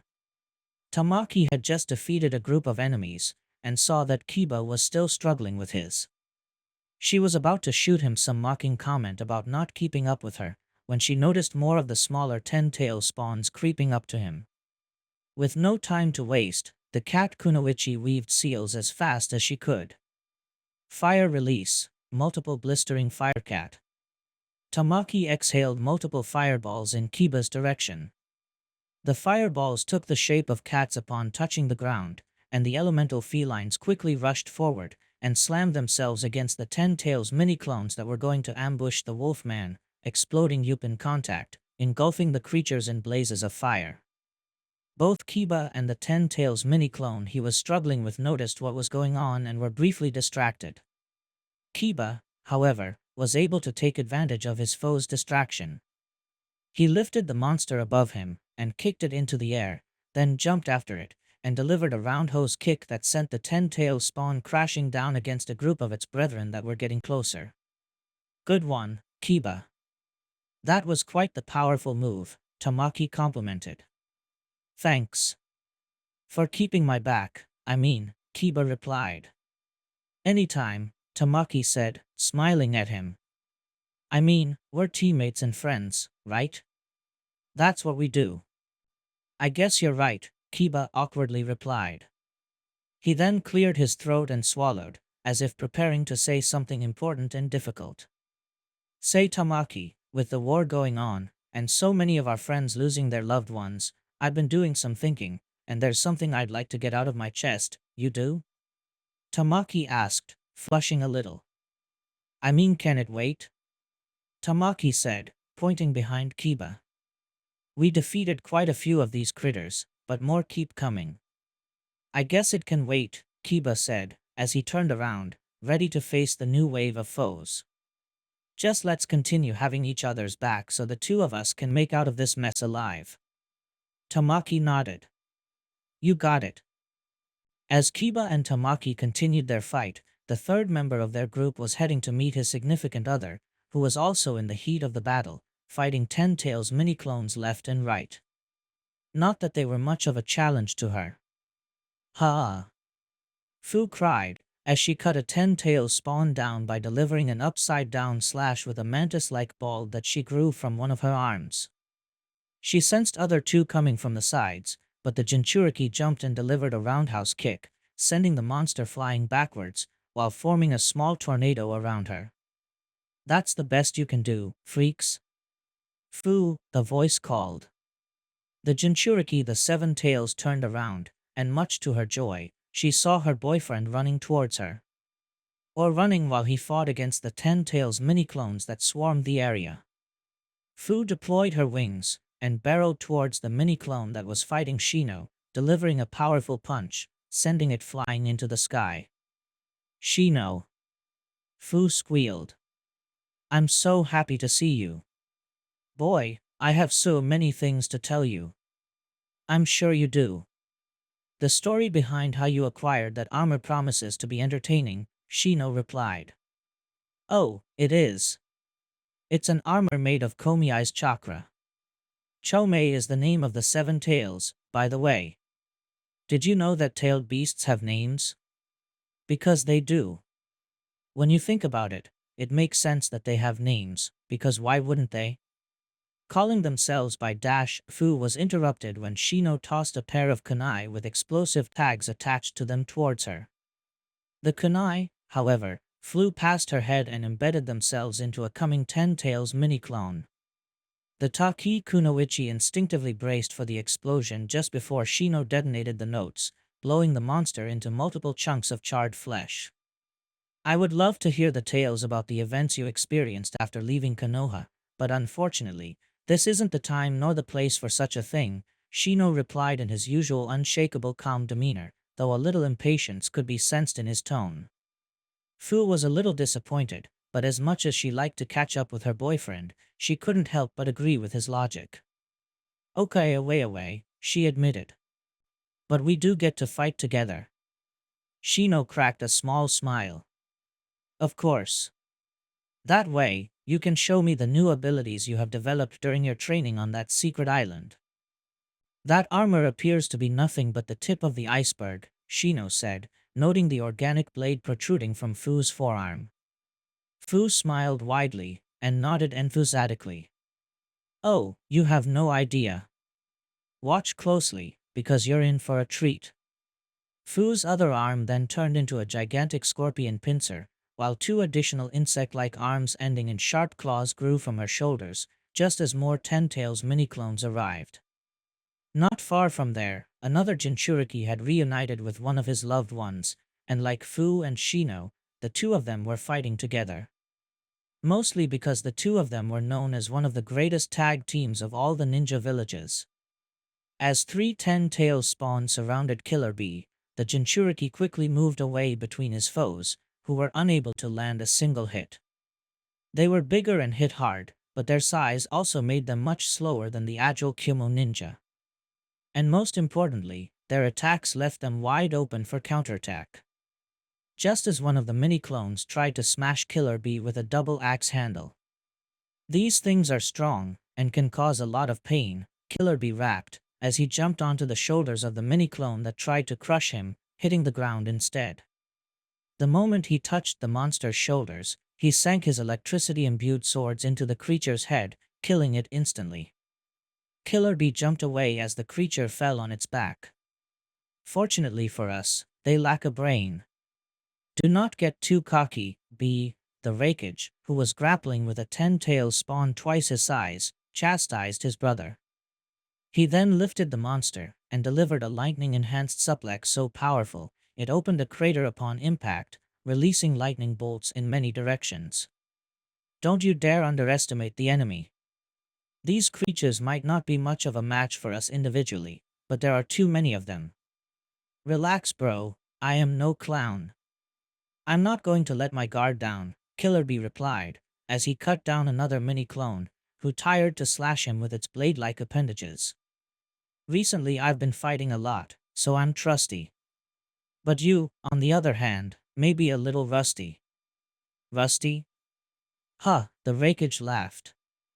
I may be cooped in that forsaken office more than I would have liked, but I still find time to stay in shape. Now watch this. The Rakage crossed his arms in front of his face, before thrusting them to the sides.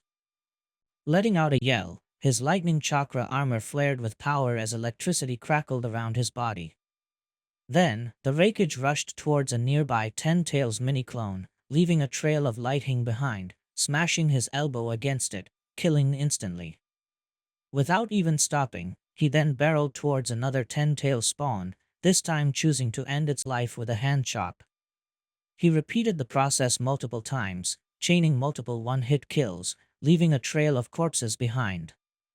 All of this, in less than 10 seconds. Does this look rusty to you? The Rakage roared.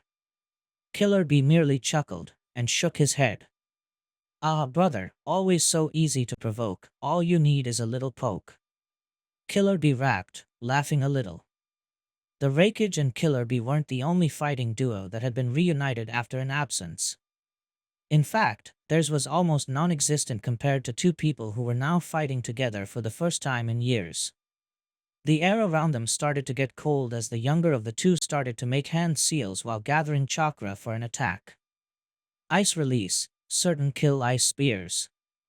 From the cold air, multiple ice spears appeared above Haku, and with a hand flicker, he directed the cold weapons towards a group of ten-tail spawns. Before the monsters could realize, the spears had impaled them and pinned them to the ground. In the following seconds, frost spread around them until they were completely frozen. A few meters from Haku, Zabuza was cutting down ten-tails mini-clones with his executioner's blade.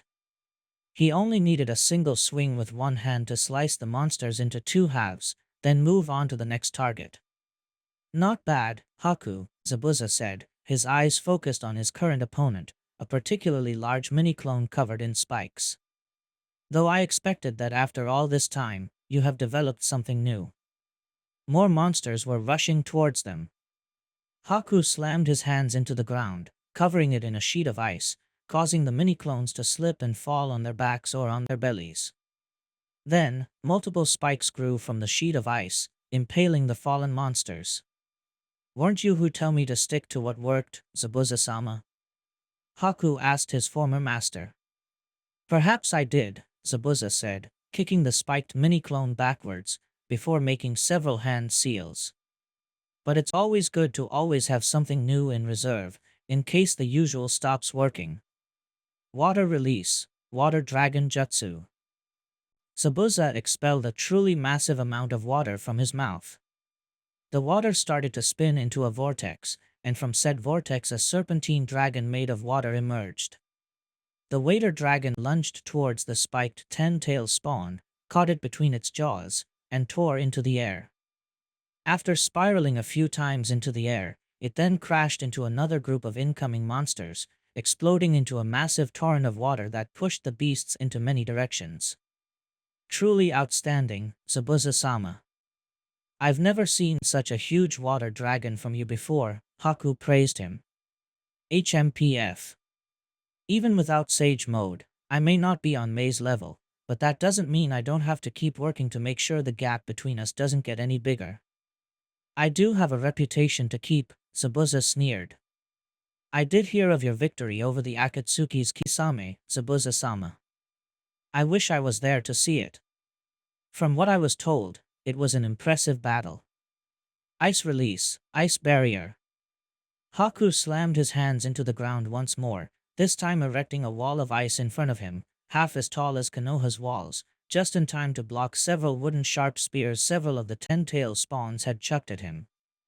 Impressive doesn't even begin to describe it. That blue son of a bitch and his living sword had more tricks under their proverbial sleeves than I imagined. It was Mei who did most of the work, but I like to think I contributed to that bastard's downfall, Zabuza replied. Water release, tsunami sword. Water started to gather around Zabuza's executioner's blade, forming a massive, watery cover. Zabuza then swung his sword towards an incoming group of mini-clones, releasing a crescent-shaped blast of pressurized water. The water blade flew forward too fast for any of them to dodge, and cut them to pieces before they could even have the chance to react. As they finished off their current opponents, Master and Apprentice noticed the earth trembling under their feet as the sound of booming footsteps drew closer. Turning towards the source of the footsteps, they saw a giant 10-tailed spawn, probably more than 10 meters tall and with an impressive bulk, lumbering towards them. Aside from its size, something that set it apart from the other mini-clones was the number of mouths that covered its body. Now that's a big one, Zabuza commented, letting out a whistle. Cutting that thing down is going to be a challenge. Perhaps we don't need to cut it up, Haku said, as he started to make hand seals. What are you thinking, Haku? Zabuza asked. The boy finished his sealing sequence and smirked towards his former master. This is a great chance to show you a little something I've been working on. After all, didn't you want to see something new from me? Cheeky brat, Zabuza said, smirking back. Let's see how well do you like this, Zabuza-sama, Haku said, as he prepared to release the jutsu towards the incoming monster. Ice release, Wrath of the Yukiana. Once he finished the seals, Haku clapped his hands together, before thrusting them forward. From his hands, a powerful blizzard blew with the force of a gale, the cold being so intense it froze the air's moisture into chunks of ice, while also freezing the ground. The blast of frigid wind hit the giant monster square, and as frost started to cover his body, his movements began to slow to a crawl, until there was so much frost, he couldn't move anymore. Zabuza then leaped into the frozen giant and slammed his sword against it. The force of the impact shattered the giant into a dozen frozen chunks. Not bad, definitely not bad, Zabuza complimented, upon touching the ground again. Do you think you could do that again 20 more times? Haku was going to ask what did he meant by that, when he was alerted by an even bigger rumbling. Looking in the direction of the 10 tails, he saw that the monster he just take down was just a vanguard, and many more just as big were stomping their way towards them. I'm afraid not. I don't believe my ninjutsu can affect so many enemies of such size, Haku admitted. Yeah. These enemies are a bit outside our pay grade, Zabuza said. Fortunately, some of your friends might be able to match them blow by blow. As soon as Zabuza said that, Haku saw two gigantic chakra constructs come to life, both of them taking the shape of a four-armed woman. One of them was soft lavender in color, while the other was a bright magenta. The two of them quickly stomped forward in order to meet the horde of giant beasts. Are those? Haku narrowed his eyes to see the figures floating inside the chakra giantess's head better. He was taken aback when he realized who they were. Hinata and Hanabi? When did they learn to do that? Hinata? Isn't that one of your teammates? Zabuza asked. Didn't you know she could do that? She certainly couldn't the last time we fought together, Haku said. Then again, I knew her Tensigen wasn't fully developed. Heh, the two of us will have a lot of catching up to do once this war is over. I believe that talk between you and I once the war is over is going to be a little longer than I had anticipated, Shino mentioned, looking up. Because how cool and awesome I am. Fu replied, smiling widely. Or she would be smiling if she wasn't transformed into a giant seven-tailed beetle that had no human mouth. Because Hinata and Hanabi weren't the only ones who had ushered giant forms in order to face the new threat. Fu teased Shino by asking, "Do you want to see something amazing?" And before he could answer, the Taki Kunoichi grew into her tailed beast form. Naruto and Killer Bee mimicked her. Their tailed beasts already recovered enough energy to allow such transformation. "Guys!" Hanabi called, sounding agitated. "The 10 Tails is breaking free of the vines." "What?" Naruto shouted. Hinata directed her expanded eyesight towards the trapped 10 Tails, and indeed, many of the 10 Tails spawns were working tirelessly to destroy the thick vines and roots that kept it immobilized and pinned to the ground. "She's right," Hinata confirmed. "If we don't do something, the 10 Tails will be free again in no time. We can't afford to let that happen.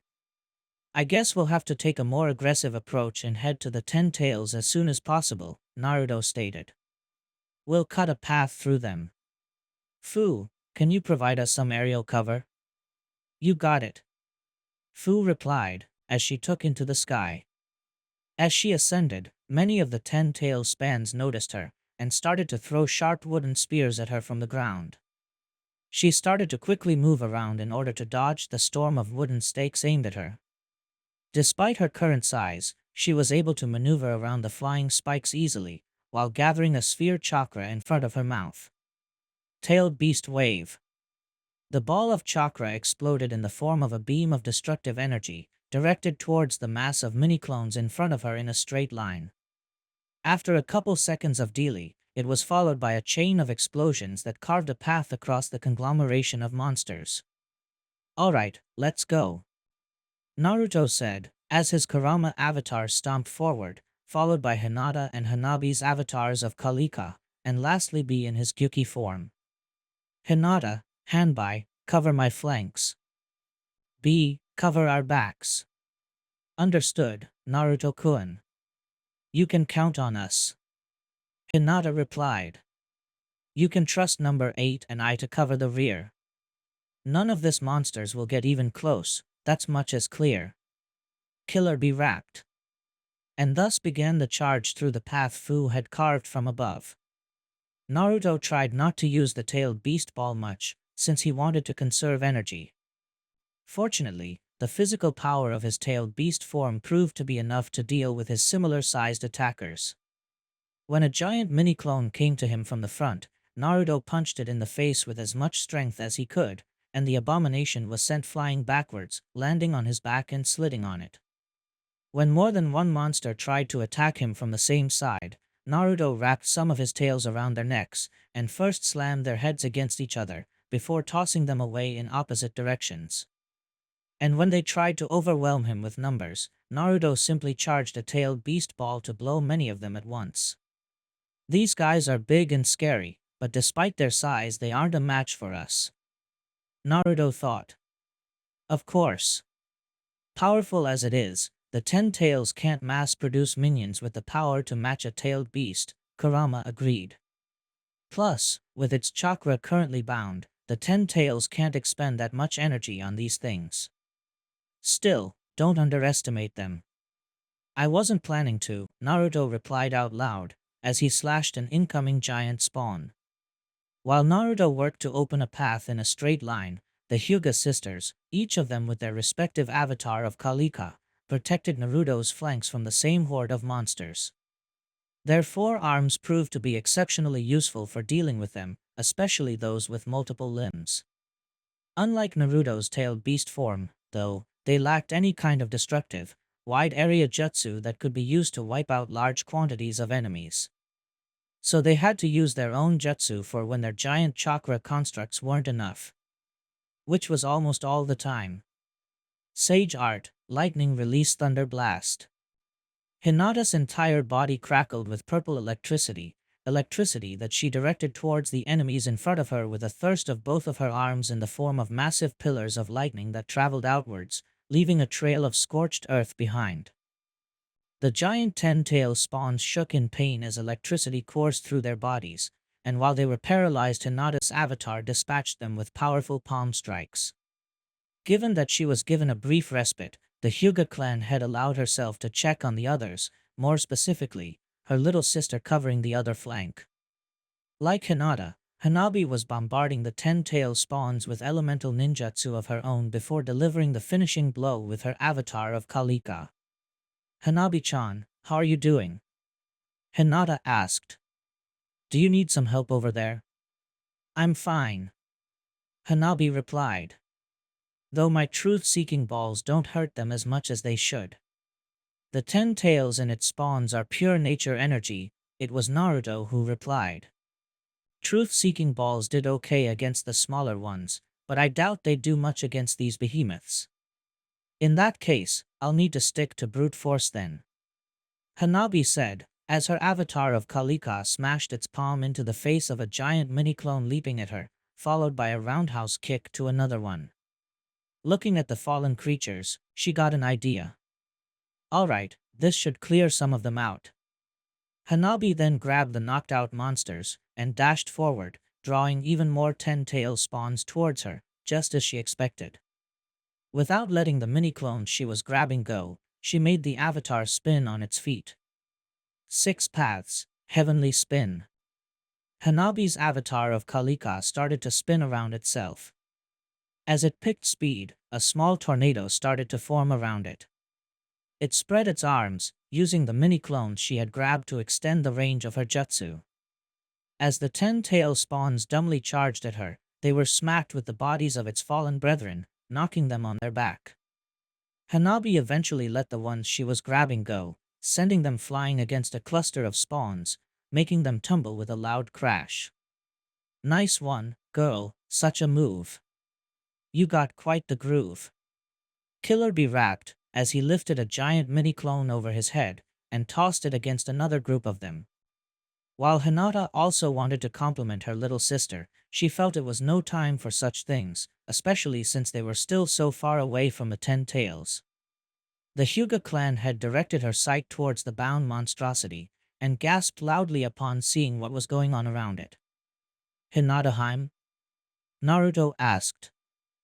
"Many of the wooden roots and vines bounding it to the ground are about to break," Hinata warned. It seemed the mini-clones were working much harder and faster than they had anticipated. "We need to dash." Hinata was interrupted by a very loud snapping sound, followed by one of the tails of the ten tails being released. "Oh shit!" Hanabi yelled. "I'll fly ahead and see if I can slow those guys down from releasing their daddy," Fu said from above as she took off. "You guys keep pushing forward." With no other options, they decided to follow Fu's suggestions, and continued to fight with as much vigor as they could. Not far away from there, Kakashi and Rin continued their duel against Obito and the original Zetsu. While Rin was engaged with their former teammate, the two duos still unable to beat the other, waiting for that decisive opportunity to reap a swift victory. Though, as they traded blows, there was something that dawned upon Rin's mind. Something she was deadly afraid to ask, but now that thought had invaded her mind, she needed an answer for. Wood release, Great Spear Tree. A multitude of sharp roots emerged from the ground, threatening to impale the medic Nin, and forcing her to jump backwards, while making several hand seals. Water release, Water Severing Wave. From her mouth, Rin expelled a thin stream of super-pressurized water that cleanly cut the growing roots coming at her, and the jutsu still had enough power to reach Obito, who was the one forced into the defensive this time. While his Sharingan marked him the oath he needed to follow in order to avoid the enemy jutsu, he wasn't fast enough, and the water current grazed his cheek. Obito winced as a small cut formed on his face. "Obito," Rin called before the Uchiha had a chance to counterattack. I was told of the Nine Tails attack on Konoha, and how you were the one behind it. What about that, Rin? It's ancient history. Why are you bringing up now? Obito asked. There was a sizzling sound as the cut on his face slowly healed and closed. Not even getting into all the lives lost during such a tragedy, how could you do such an horrible thing to Minato-sensei and Kushina-san? Rin asked, her voice cracking a little. Didn't their lives mean anything to you at all? You were like a son to them. All of us were. This question seemed to give Obito some pause, but if he was taken aback, he quickly recovered, as his mouth curved into a sad smirk. What lousy father he was, letting two of his children die. It's almost a surprise that Kakashi didn't follow the two of us into the grave, Obito spat back. Looking back, I made Naruto a favor. You. Rin began, losing her composure, as her grief was slowly turning into anger. How can you say such an horrible thing about Minato-sensei? In her anger, Rin pulled out a kunai and dashed forward, closing the gap between her and her opponent in a blink. Obito generated a black rod from one of his palms, and used it to block Rin's diagonal slash. More slashes kept coming, but thanks to his Sharingan and Rin's lack of skill in armed combat, he was able to parry or deflect most of her blows. Why do you defend him? Minato-sensei did nothing but sending us to our deaths. You'd think after my loss, he'll take a better care of you too. Obito replied, his own anger slowly rising to match Rin's own. This gave him a small boost in strength in order to counterattack and even push Rin back. Obito's outburst brought Rin back to that conversation he had with Kakashi at the gate of Konoha's General Hospital, and how he felt their Jonin-sensei was at least guilty in part of how the team turned out. If Kakashi had it in him to blame Minato, no wonder Obito's anger towards the fourth Hokage was so big. You know, I never blamed him for my apparent demise when it was just me. I did blame him for yours, thought, at least at first. How can that man pretend to be Hokage, when he can't even keep his own students safe? Obito angrily snarled. And that fateful night on Konoha, I was proven right. One man in the right place at the right time was all what was needed to show the world that man's incompetence. He failed to protect his wife, son, and village just like he failed to protect you and me. What happened to us wasn't Minato-sensei's fault. Rin countered. There was a war. People die in wars. Minato-sensei had other responsibilities. He couldn't just babysit us the whole time. I know. That's why I said that I only blamed him at first. It wasn't his fault that there was a war, no. But it was somebody's fault, right? We ended that way because there was a war neither of us started, Obito asked, leaving Rin a little confused. That's why I'm doing what I'm doing, Rin. This is the only way to create a world with no wars or conflict. And if Minato-sensei and Kushina-san had to die for such world to exist, then so be it. And if I had to die? Rin retorted. If I had to die for such world to exist, would you sacrifice me? This question seemed to stump Obito, albeit only for a moment. He averted her eyes, and let out a sad chuckle. Perhaps you had to, Obito said, his shoulder sagging, as the memory replayed once again in his mind.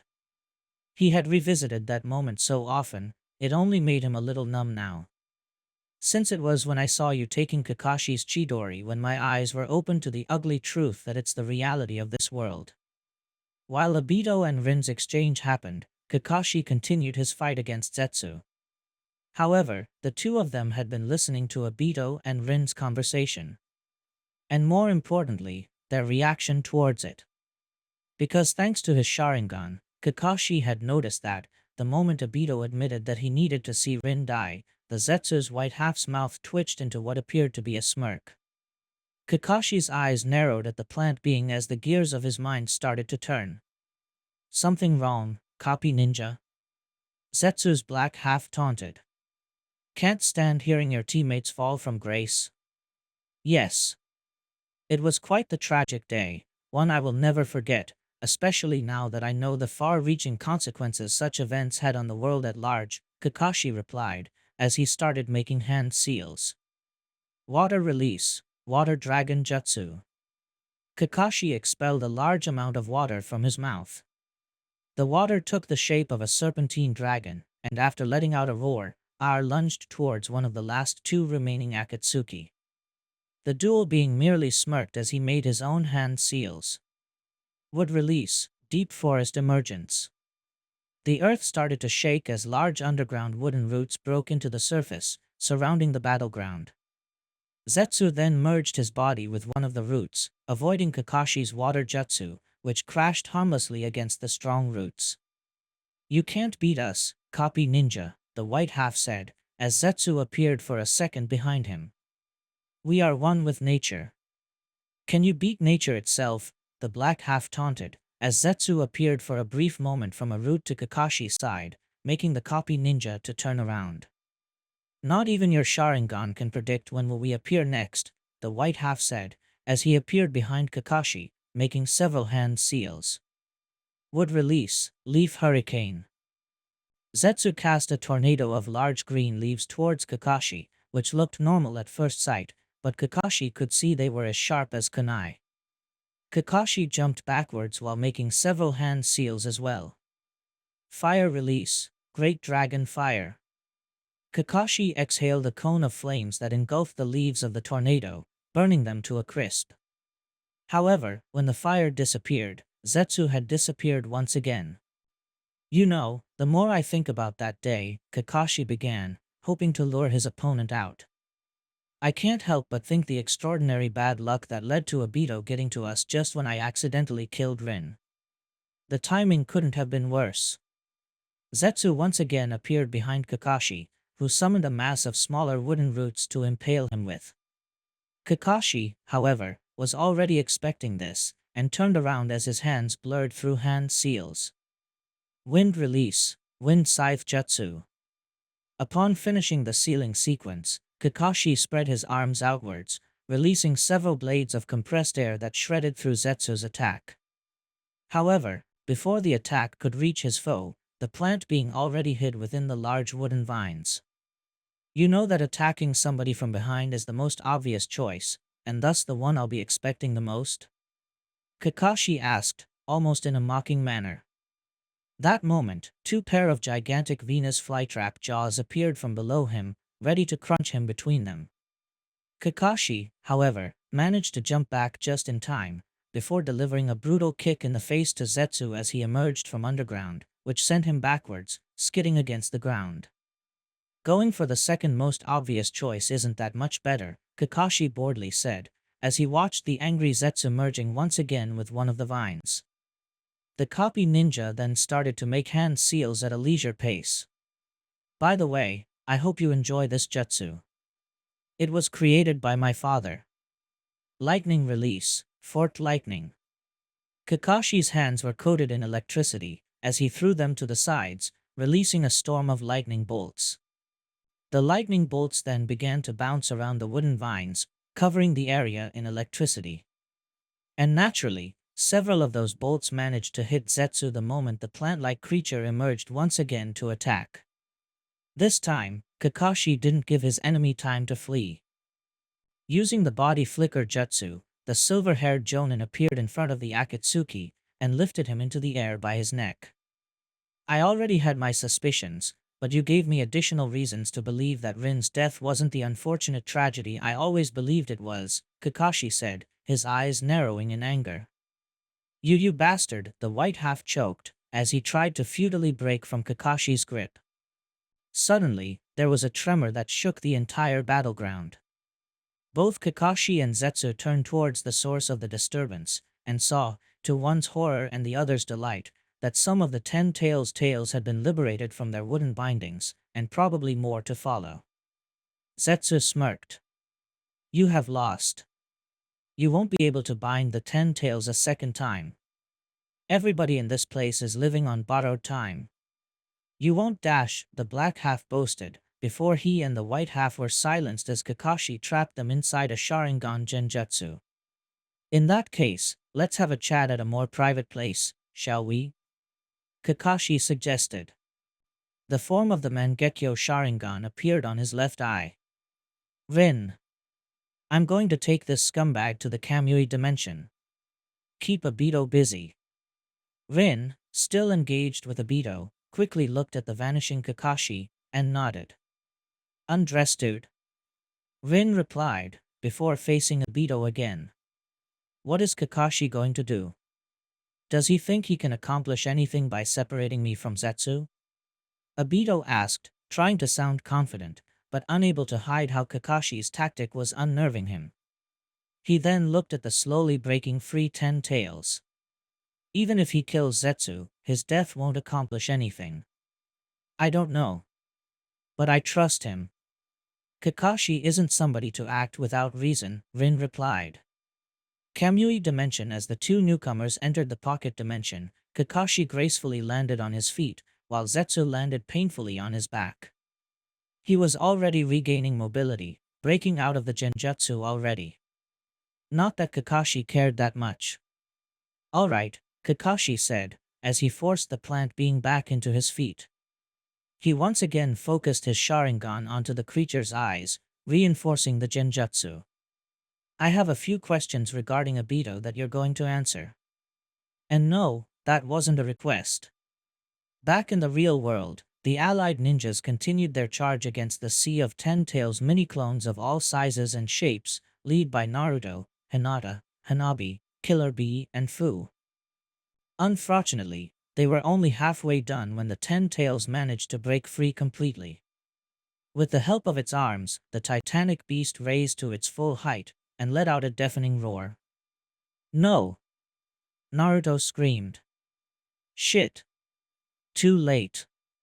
Fu yelled. What are we going to do now? It isn't obvious. We bind it again.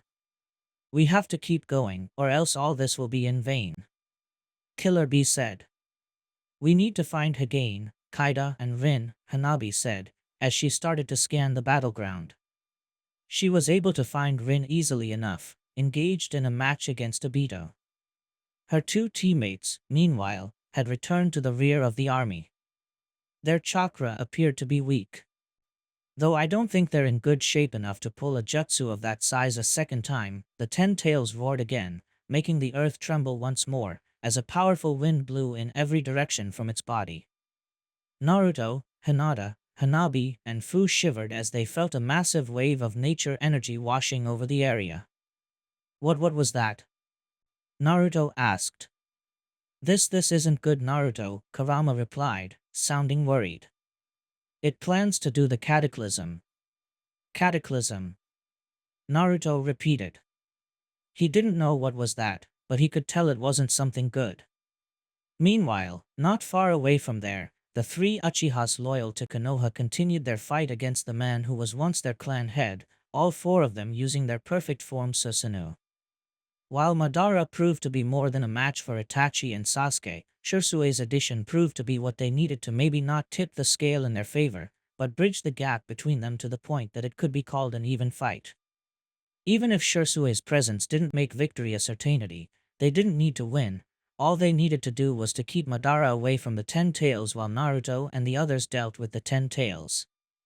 Given the scale of their battle, the Uchihas had pushed their rogue clans made away from the bulk of the army, so their fight wouldn't cause any collateral deaths.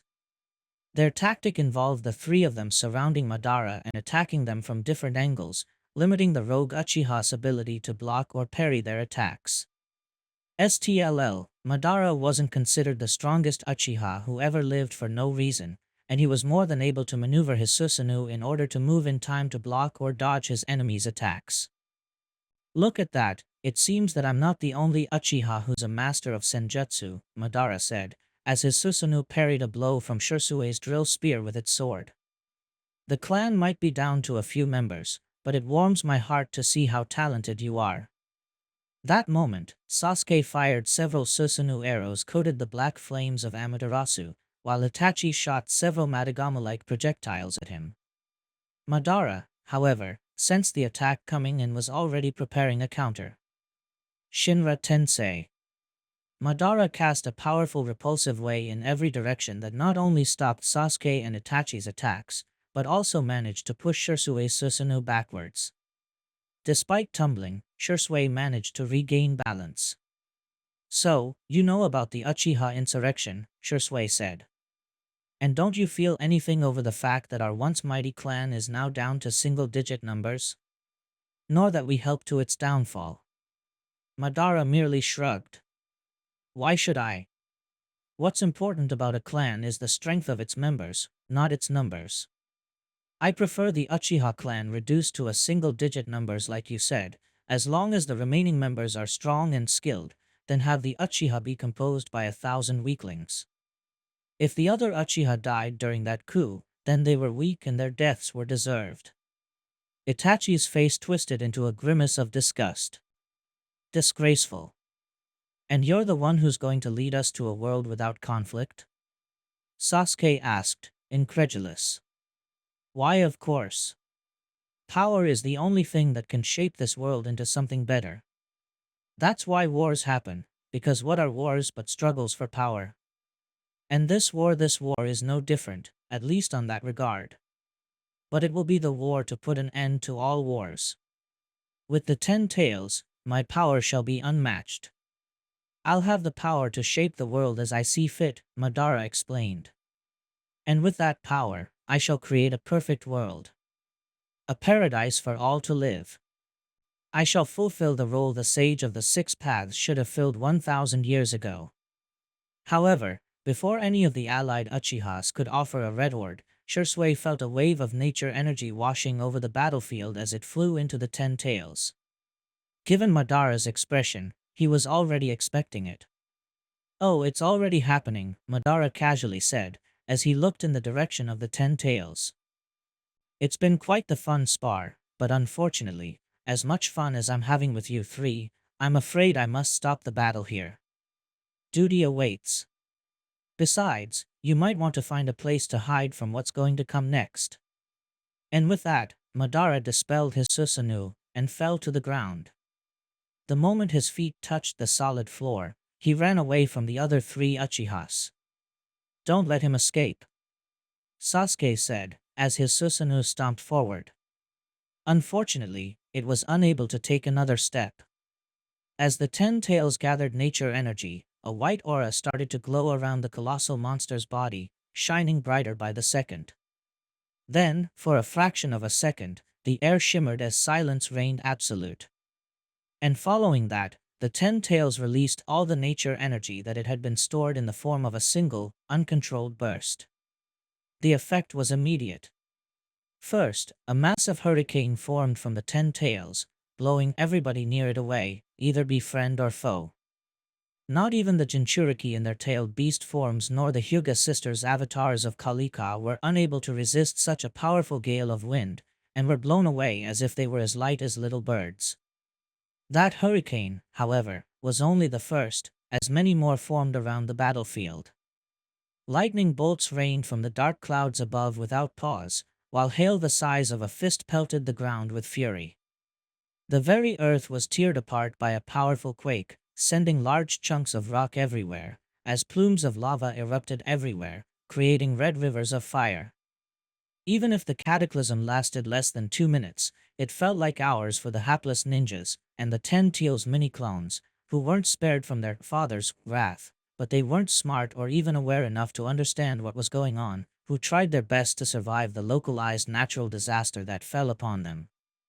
Many of them used their abilities to protect both themselves and those close enough to them, while others weren't so lucky and perished under the wrath of nature. When the cataclysm ended, the battleground had changed completely. There were small mountains and depressions where it was completely flat before. Rivers of lava crossed the ground. There were many rocks of all sizes scattered around. And most importantly, there were thousands of bodies laid across the battlefield. Many of them still alive, others not so lucky. Well, that should have cleared out most of the rabble, Madara said, as his Susanoo, which he used a shield against the cataclysm, slowly dispelled. He then watched the 10 tails, and smirked. Good. Time to move into the endgame. Naruto groaned as he pushed himself from the ground. His Kurama avatar had been destroyed in the ensuing cataclysm. The blonde could feel something wet and sticky trickling down his temple, but he didn't pay it any attention. There were more important things to take care of. As he slowly got back to his knees, Naruto expanded his chakra sense in order to see how bad things were. He felt his heart sink. He noticed how the amount of chakras in the battlefield had been cut in half. Fortunately, it seemed that most of his friends had made it. Hinata hadn't landed that far away from him. Hanabi appeared to be okay too. Fu and Killer Bee were also away from him, but not only they appeared to be alright, if a bit beaten down, but unlike Naruto, they had managed to maintain their tailed beast forms. He started to feel a little more relieved as he identified the chakras of those who had survived: Kurenai, Haku, Shizun, Karen, Ino, Shikamaru, Choji, Kiba, Shino, Tamaki. Hell, even the Jinchuriki shadow clones were still there. Guess those hardening seals were more durable than he thought. Huh. Naruto's thoughts were interrupted when he felt a tremor shaking the earth, followed by another, and another, and another. Pushing himself back to his feet, he realized that the source of his tremors was the 10 Tails, who was dragging its body, making the ground quake whenever one of its arms hit the ground. No. While the 10 Tails moving was bad, it wasn't the worst part. It was where it was headed. No! Naruto shouted. The adrenaline jolt as a result of his fear allowed him to get back to his feet and start running forward, towards the 10 Tails target. Fu, get out of there! Fu, still in the form of the 7 Tails, stirred, as she tried to get back.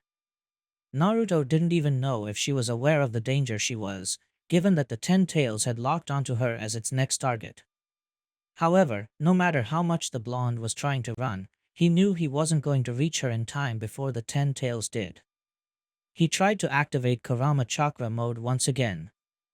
Calling for his tenant's chakra, a golden shroud quickly formed around his body, before it flickered and put out like a candle drawing its last breath. And reach her it did. No! Naruto couldn't help but watch impotently how the 10 Tails' massive hand grabbed Fu, and brought her close to its face. The titanic monster opened its jaws, and began to suction air inside it. Streams of red chakra started to flow from Fu's eyes into the 10 Tails' mouth, thin and small at first, but growing thicker and larger over time. And as the 10 Tails drained Fu of Komiai's chakra, Fu started to shrink back to her human form. Once the 10 Tails finished, it carelessly dropped Fu's lifeless body to the ground, while the monster moved towards somewhere else. Naruto couldn't sense Fu's chakra anymore. She was dead. No. This time, however, it wasn't Naruto the one who screamed. Naruto didn't recognize the voice until he saw somebody running towards where Fu was. It was Shino, explaining why the blonde didn't associate the normally quiet young man to the heart-wrenching scream of anguish.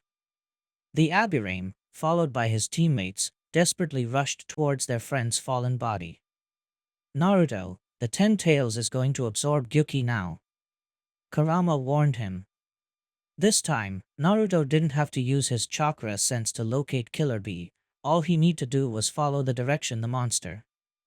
Naruto could see that, just like Fu before him, Killer Bee was lying on the ground, beaten and bruised, probably barely even conscious and thus unable to defend himself.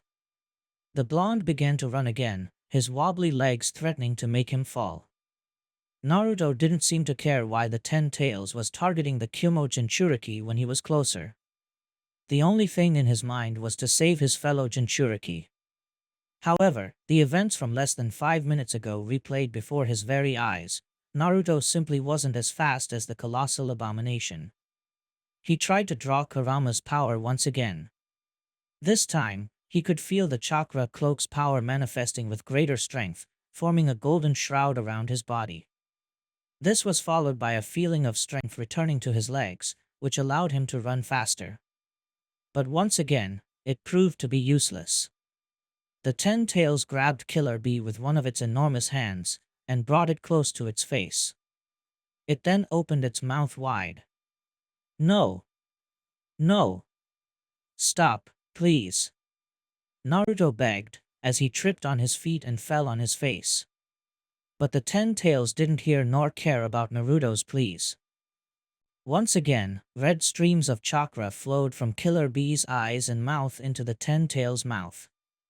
As Killer Bee was drained of his tailed beast chakra, he began to slowly shrink into his human form just like Fu only a few minutes before. And once the 10 Tails was done, it carelessly dropped Killer Bee's body onto the ground. And just like with Fu, Naruto couldn't sense any chakra coming from his body. Brother! No, another voice yelled, this one Naruto recognized as the Raikage. The blonde barely noticed the leader of Kumo, followed by Killer Bee's students, rushing towards the man's inert body. There was a rumble as the 10 Tails shifted its body, and locked its giant, red eye onto its final prey, Naruto himself.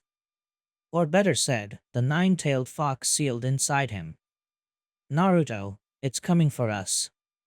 You need to move now, Kurama urged. But much to the fox's surprise, and growing horror, Naruto didn't make any attempt to move. Naruto, what are you doing? And much to the fox's shock and bewilderment, not only did Naruto not move, he even fell to his knees. The moment Kakashi's animal squad reached Fu, Shino instantly knelt before her and started to heal her body. In her unconscious state, the dying Jinchuriki grunted uncomfortably as Shino introduced several of his own beetles into her body in order to analyze how bad was her situation. The answer, very. Her heartbeat is very weak, Tamaki said, while holding Fu's wrist. I know.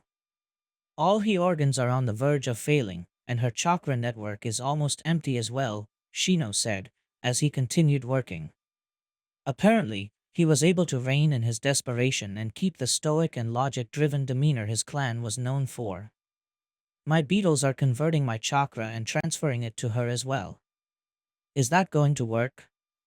Kiba asked, panic and insecurity evident in his tone. I remember when Naruto told us about his mission with Gaara that only using the 9 Tails chakra was he able to save him. In that case, we need Naruto here as soon as possible, Shino stated. I'll try to keep her dash, watch out, Tamaki shouted. A few of the 10 Tails mini-clones, this one's on the small side thankfully enough, suddenly appeared around them, prompting Tamaki and Kiba to jump to their feet in order to engage them, while Shino continued keeping Fu alive. Not far away from there, another similar situation took place, with Killer Bee instead of Fu, his own students instead of Kakashi's, plus the addition to the Raikage. Unfortunately, it seemed that the results were very much the same. It's no use, T cried, as she applied the mystical palm jutsu on her sensei's body. No matter what I do, he keeps getting worse. Keep trying. Don't even dare to stop, you hear me? Karui yelled. I don't want to learn that our sensei died because you gave up too soon. Come on sensei, you can't go down like this. Omoi begged. T won't help my brother on her own, the Raikage said, sounding as if he was admitting defeat, even if it was far from the case. To save B, we need a transfer of tailed beast chakra. And right now, there's only one Jinchuriki left. All of them looked to their left, and a few hundred meters away, they saw Naruto, down on his knees, with the 10 Tails rapidly approaching him. What's that idiot doing? He's going to get himself killed. Karui screamed in horror. Come on, we need to protect that Konoha ninja from the 10 Tails, the Raikage said as he got on his feet. Follow me. However, before the Raikage could take another step, a giant 10 Tails spawn landed in front of them. Several of the smaller variants were clinging to its body, but dropped to the ground the moment its feet touched the floor. You won't get in the way, the Raikage said, as he charged forward. I'm going to get Naruto. You two protect your teammate while she keeps B alive. Naruto continued on his knees, not realizing, Oti maybe not caring, that his impending doom was dragging itself towards him, its red eye looking at him with hunger. His whole body being felt numb. He could swear he could heard a voice that sounded like Kurama's, but he wasn't really sure. Did it matter anyway? As the deaths of Fu and Killer Bee replayed in his mind, he couldn't help but recall his failure at trying to save Utakata and Rashi. He had the feeling that it would be different with Fu and Killer Bee, but alas, it wasn't the case. It seemed that all the Jinchuriki were fated to die to feed Akatsuki and Madara's immense ambitions. And now, all what was standing between them and the rest of the world was Naruto himself. And Naruto felt too tired to continue fighting. He simply wanted the suffering to end. The world around him darkened as a gigantic shadow loomed over him. He didn't need to look up to realize it was the 10 Tails. A part of his brain, one that sounded like Kurama, told him to run, but why bother? The monster would chase him to the end of the world if necessary, killing even more people in the way. So he didn't resist when the 10 Tails lowered one of its hands to grab him. Amethyst will reincarnation explosion. Turquoise will reincarnation explosion. A massive storm of purple lightning bolts and a huge stream of teal flames came from different directions, crashing at once against the 10 Tails' only eye, which being so focused on Naruto, it didn't notice the new pair of interlopers. With its only eye damaged, the 10 Tails let out a loud screech of pain as it recoiled. That moment, Hinata and Hanabi's avatars of Kalika landed between the colossal beast and Naruto with a loud thud, standing protectively in front of the former. Good, we managed to blind it. But I'm afraid it won't last long, Hinata said. What the hell's wrong with Naruto? Hanabi asked. Why is he like that, all catatonic? I don't know, but I plan to find out, Hinata said, before her avatar of Kalika crouched, and with a swift hand motion, scooped Naruto with one hand and placed it inside its head, alongside Hinata. Naruto-kun. What's going on? Please, answer me. Hi Hinata, the blonde weakly replied. Yes, it's me, Hinata. What happened? Hinata frantically asked. I failed. I failed them, Hinata, Naruto said, his voice almost a whisper. It appeared as if he wanted to cry, but was unable to. Hinata remembered how badly Naruto took their failure to save Utakata and Rashi from Akatsuki, especially the later, albeit in that one. Hokage's close call was probably a factor as well, and they were practically strangers to him. Killer Bee and especially Fu were people Naruto had known for far more than a couple days, and thus his bonds with them were far more meaningful, so their deaths must have affected him even worse. Their demise is something tragic. Hinata had to choose her words carefully, not to make Naruto's situation any worse. But we can't afford to mourn them now. Not until that beast, and Madara and Obito, aren't done with. So please Naruto-kun, please stay with me and let's fight together. There is no hope. That thing's too powerful and it won't stop at anything until he gets its claws on me, Naruto said in a depressed monotone, refusing to make eye contact with Hinata. No, it's not. We can fight, we can win. No matter what kind of obstacles life throws at us, we will always overcome them, even if not at first, and this one is no exception. Hinata insisted, desperation growing inside her as she watched her boyfriend becoming more and more an empty shell. Just take your sister and the others and leave. That thing only wants me. I don't want you to die pointlessly like dash slap. It took a couple seconds for Naruto to register the pain on his left cheek. He wordlessly brought his hand to Hinata's face still resting on his face, and for the first time, he made eye contact with Hinata. Her Tensigan eyes flared with a mix of anger and sadness. Did you just tell me to abandon you? Hinata seethed. So are you telling me that if our roles were reversed, you'd had to no trouble leaving me to my fate? Is that what you're saying?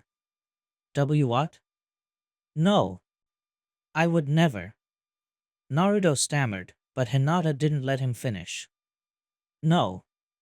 Because you're Naruto Uzumaki, the boy who wants to be Hokage, who wants to become the best ninja there is while helping others becoming the better version of themselves as well. You would never abandon anybody. And thus, none of us, much less me, are going to abandon you in return. Hinata shouted. Hinata, Naruto whispered. I'm not going to abandon you. And you can't abandon us. You never would. Hinata said, her voice growing louder. Because if you abandon Naofusan and Killer Bee, all the people who lost their lives in this war, then they would have died for nothing. Those words felt like a cold splash of water against his face, shaking him off of his quasi-catatonic state. Which in turn allowed him to finally listen to somebody else. Don't forget about me, you brat. Kurama yelled from the seal inside Naruto. Kurama. The blonde suddenly remembered that he still was there. You weren't going to let that thing turn me into its dinner, were you? Kurama, your Jinchuriki friends weren't the only ones who died to the machinations of Akatsuki. Your birth parents, they sacrificed their lives to save you from me. And that's how are you going to honor them? Kurama asked. And what about my siblings? You said you were going to save them. Did you forget about that too? I know, of course not, Naruto replied, shaking off the feeling of numbness completely. I still plan to. Then do it. Prove me that those weren't just empty words to get on my good side. Kurama added. Naruto smiled. He then grabbed Hinata's hand and lowered it down. I'm sorry, Hinata-heim, Naruto replied. Hinata smiled upon hearing her boyfriend using the usual honorific. You're right. We can't stop fighting, not after going so far. Even if we're doomed to lose and we can't stop Akatsuki's victory from happening, we still need to do everything in our power to stop them. However, we aren't going to lose, Naruto said, filled with determination as he turned towards the 10 tails. Apparently, the monster had now recovered, and his damaged but still functional eye was focused once again on the blonde. But it was expecting an easy prey, it had another thing coming. Let's go, Hinata. Together. Yes. Naruto and Hinata shared their chakra with each other, merging their power. And all of a sudden, they were blinded by a very bright flash of white light. Aside from being blinded, they couldn't hear the noise the 10 tails was making as it dragged towards them, of the battle going around them between the allied ninjas and remaining 10 tail spawns. Naruto couldn't sense anybody anymore either aside from Hinata, much to his shock. What the WHOA? When Naruto and Hinata opened their eyes, they were no longer on the battlefield in front of the 10 tails. Instead, they were in space, floating just above Earth's orbit. In their shock, neither of them realized that they were able to breathe just fine. Greetings, child of Hagoromo, and child of Hamura, an unknown female voice made the couple realize that they weren't alone. It sounded stoic and monotone. We finally meet at last. Naruto and Hinata turned around and saw a woman. Or what appeared to be a woman, since she didn't look to be human to begin with. She had chalk-white skin, ashen hair that went down to her feet. She had 2 white eyes not unlike those of the Hyuga, plus a 3rd eye on her forehead that resembled the eye of the 10 tails. A pair of horns crowned her head. She was wearing a long regal kimono decorated with magatamas and golden and purple trims. The 2 teens gasped. While they never met this woman before nor heard her speak, they had seen pictures of her and were told about her before. And if what they knew about her was true, her presence didn't spell good omens. Do you know who I am? The woman asked. 2 words left Naruto's mouth. Thanks for watching. Like, subscribe, and share. Want early audio-only versions? Join me on Patreon, link in description. I'm Fox Sage. See you next time.